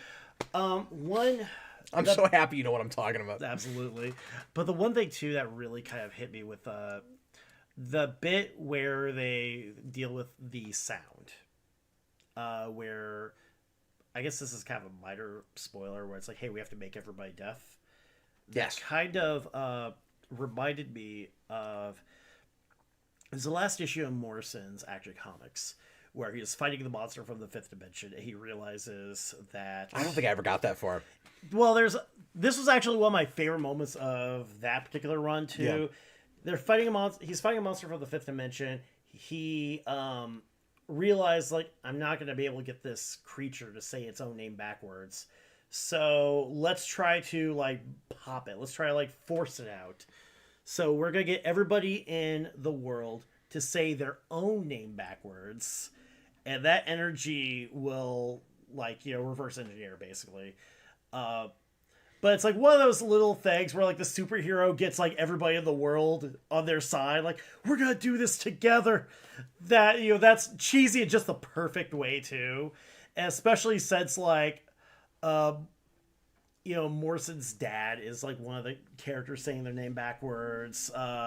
You see like everybody in Metropolis trying to write down their names, and it's that superhero moment that really like we're gonna beat them with the power of friendship that works. And I think that there was a lot of that with Wonder Woman where it's like, oh, we need to come together on this, but it never read cheesy like that. It never read cheesy like that, no. And even like just the little bits with Etta Candy too. Yeah. And no, the reinventions of the supporting cast are good. Yeah. You got more of them early on than I thought we would. This more than the others. I'll make two more real quick points. Yeah. This more than the other absolutes that I've read so far as a 5-issue arc. Yeah. Feels much more like a movie structurally. Yes. Yes. I could really see this format. Oh yeah, no. For like an animated film or something. My first thought was like, all right, this is, third act of the 8 sequences for, the summer blockbuster. And like there's setup, certainly. Yeah. But it feels like movie setup for a sequel where it's like Etta Candy and Barbara Minerva, like these are characters that get just enough to do that they feel like they matter for the story, that we're not just putting a pin in them. Exactly. Minerva more than anybody. But she still gets a little bit to do. She does. Like you could see her getting introduced in that movie. Yeah. The other thing I wanted to mention is I really appreciate and again, I'm tiptoeing. Yeah. But I really appreciate that we get a moment where Steve Trevor is allowed to save Wonder Woman. Yes. And it's not played in a way where like she's got to seem like less powerful or something. No, yeah. In fact, it's kind of the opposite too. Like we need to bring her down, But we're not. Yeah, and I mean, like she has to deal with like real hurdles and stuff. And she is super powerful. Right. So there is the worry that down the road it'll be harder to throw stuff at her, I guess. Yeah. But I guess the point I'm making is there's the tendency sometimes these days to overcompensate in one direction or the other. Right. Where we've got to like lessen the impact or impressiveness of a character in order to raise somebody else up. Yes. And what's cool about the way Trevor is handled is it's not the damsel thing, but he's also not made a damsel. Right. Because we do tend to do that. Yeah. And what's really cool about it is he saves her in a Wonder Woman sort of way. Yeah. Like, he appeals to her better nature, He has to save her with words. Yeah. And I really appreciated that. Yeah, like it brought it back kind of thematically. It's just like the two of them like batting the ball back and forth, helping each other. Yeah. Because they have like a, what do you call it, like a relationship. Yeah, exactly. Yeah. I mean, they're just... It's just a real mature story. It's a real mature story with like very, very well written characters that also has kaiju battles. So I mean, that's what you want from and a skeleton horse. And a skeleton horse, you know. No, the iconography of this, like, it's what you want. You want to succeed both emotionally, but also you want the rule cool. You want to have like it. You want to have like the big moments. You want to have like the really cool fight scenes and the monsters, but you need to ground it with like solid characters. I think this does that particularly well. This is the one of these so far that like I not only want to like buy and keep reading, but like I want figures of. Yeah, like, I know. I would put a poster of this on my wall. Like, I know. I don't even have that with Absolute Batman. Like like this, like I want stuff from. Like, you know, I'm having a like merchandise thing with it. Yeah, like, exactly. I've never had that with this character. You know, a book is good when you're like, we gotta get those sales numbers up. We gotta make sure it cracks top 10. Bob the Hun, $2 super chat. Will she get along with Absolute Batman and Superman? I mean, Batman's the harder sell. Yeah. The question for me is, how much is she going to change them? Right. I mean, I would read that too. She's the fulcrum. She's the... You know, she's the foundation. She has to be the glue. And I think you're right too. I think she'd be a good character to build the Justice League around. She'd be that nice, grounding element for the rest of the. I don't even buy that the other two could do it right now. Yeah. They've got, they're so conflicted. They got their own crap going on. Right. And again, not throwing Superman under the bus. Like, he still has close enough to the same values. Yeah. But he's so beat down. Yeah. And this is a Wonder Woman that somehow, like, despite everything, completely has her act together. Yeah, I know. That's the one thing too, especially considering like that. She's the you like putting it in MCU terms. Like, she's the Captain America. Like, yeah, and I mean, it's just, and that's the one thing that makes this book work with how much. I mean, the word sacrifice gets thrown around a lot too. So, and seeing that, but seeing like her at the end actually come full circle, but even going that far, being able to pull herself back too. That this is a character who I think if you wanted to build, if you wanted to have like Batman and Superman, if you wanted to pull their arcs together, she would be like a great catalyst for that sort of story too. If you want to go that direction. 5590ERS, $5 super chat. Which DC line do you guys prefer, Earth One or Absolute? Absolute. So it's weird comparing them because the Earth One books aren't in the same universe. Like, they don't cross. They're all different things. But I have liked some of them and not cared for others. And Absolute, so far, I've liked everything. So that's a really easy call for me. I also like this model better because Earth One didn't come out often enough. And its Wonder Woman was bad. Yes. And look, I'm a big Morrison guy, but that didn't work. No. That just didn't work. Nicholas Bono, thoughts on how, despite how dark this universe is, Batman and Wonder Woman have befriended some of their traditional villains here. It's kind of a cool, fresh take, and it keeps you guessing, and it makes you wonder which of them are going to still flat out end up being villains. And like what are the rules going to be? Is it like if you are a villain, you eventually will have to turn into one? So far, it seems like that's the direction it's going with Batman. Here, I couldn't tell you. And the one I don't know if Cersei is actually going to end up having to fight her at some point. And I can see that going either way. Even with Minerva, I can see it going either way. Yeah.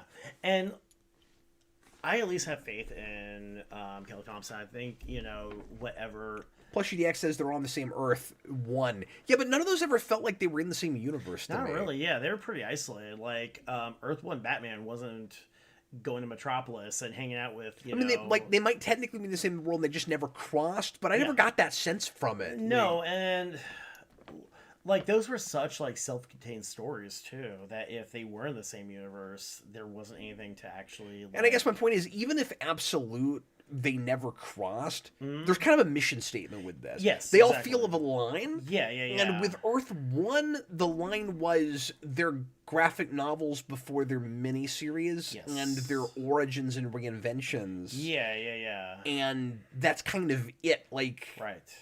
This doesn't exactly have a specific like Bible like set of rules that you have to follow, but they do feel all of a line, even though there is that variety with them. Yeah, right? exactly. Like, and like that's all I'm saying. Earth 1, Earth 1. And don't get me wrong, like I love Superman Earth 1. Yeah. I love the first Batman. Right. Well, no, the second one was good too. I haven't read 3. I've heard not good things. I've only read like the first volumes of like each. I've only read like Superman, Batman, and then Oh, you gotta finish Superman. I might gotta read. Yeah. No, you gotta though. Yeah. Do you know about Lex Squared?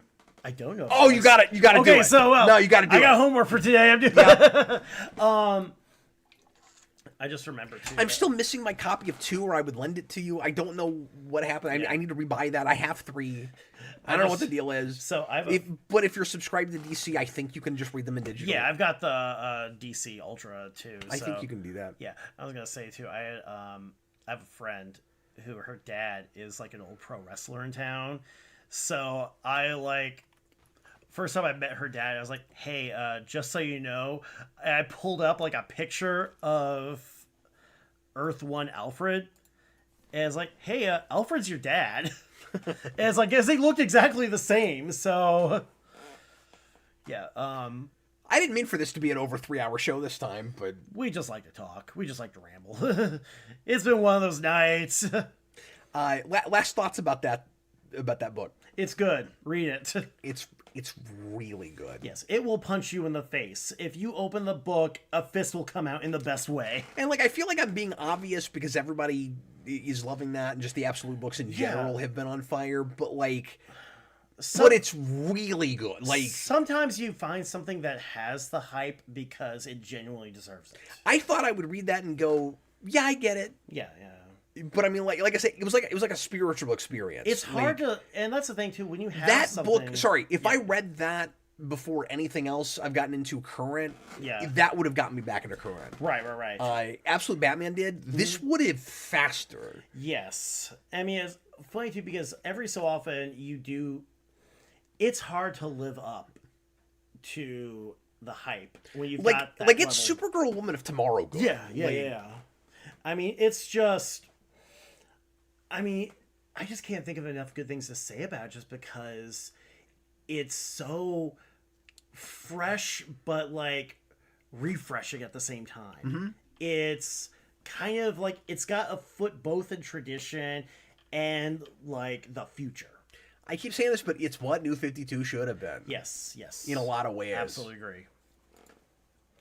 Maybe for like mainstream continuity, you wouldn't have wanted it to go like quite as off the rails as it has. Yeah. But just in that, like, it's an honest to God, like full on like reboot and reimagining. Yeah. What's ironic is, arguably at the beginning of New 52, Wonder Woman was the book that did that the most, and this is the one that does it the least. Yeah, and it's funny because like New 52 Wonder Woman was such like an odd book in a lot of ways. I mean, there were a lot of like. I'm checking to see who's one of the night here. Yeah. Sorry. Go ahead. No, I just say that there were a lot of like highs and lows with that book. There were a lot of weird decisions that are made, but a lot of like really cool ideas. Like it opens with I mean, it starts as a horror book too, where like somebody comes in, cuts like a bunch of horses' heads off. I've never read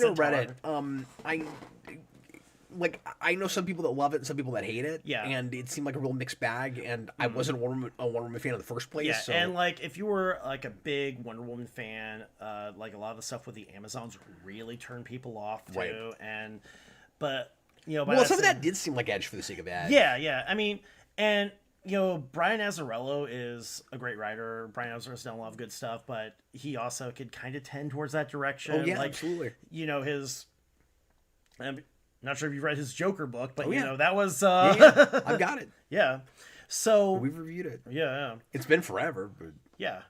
So I mean, it's like he's a guy who's got like a solid grasp of storytelling, but he can get into a lot of real edge for the sake of edge stuff, but like on the other end too, you also had Poseidon as a giant frog monster.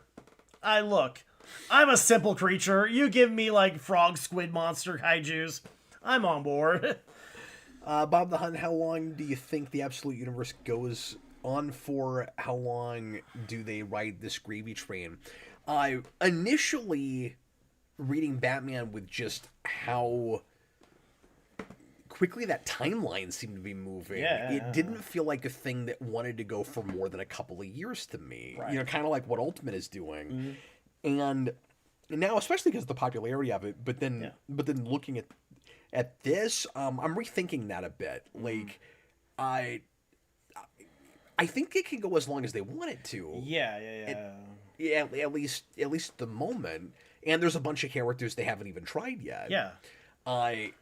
Will it stay this good? Is the question. Is that even possible? Yeah. And the big question is, will they have so much pressure with its popularity in kind of holding the company up that editorial gets too involved, and that you end up with the same problems you always do with writers that are forced to end things prematurely and not be allowed to finish their runs, and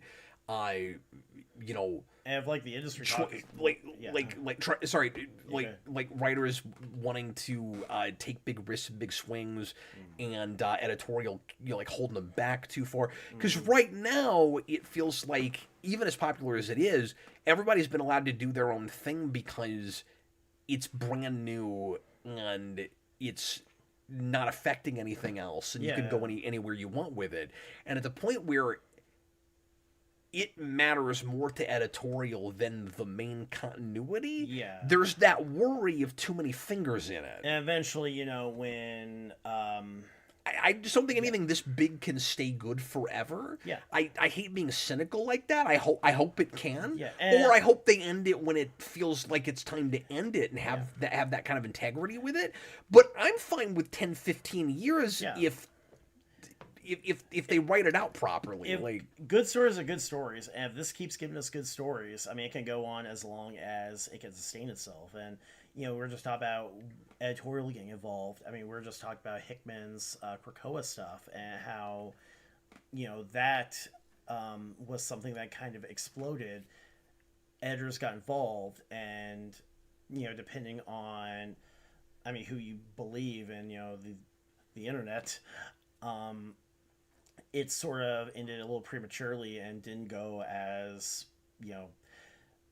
Hickman's massive graph paper CVS receipt outline went. But so it just and they've done that to him before, but anyway, will the same thing happen with this is the question. So that's one thing. I'm just worried about the pressure of it. Yes because this is something that got really big really fast. People keep talking about it as the thing that is saving comics. And that's a lot of pressure. Exactly. And what they need to do is realize the reason that's happening, which is the risks that are being taken and the talent being allowed to try stuff. And be the real architects of it. You've got great writers on great books with great art, with great characters, and being allowed to just be great. But what editorial has to do is say the only way that we sustain that is to take the risk that it won't work by not touching it. Exactly. And that's... the more it's, whether you believe that or not, the more it's saving comics or saving DC or whatever, the less they should monkey with it. Exactly. And I just want to drive that point home. And they should just stay away from it.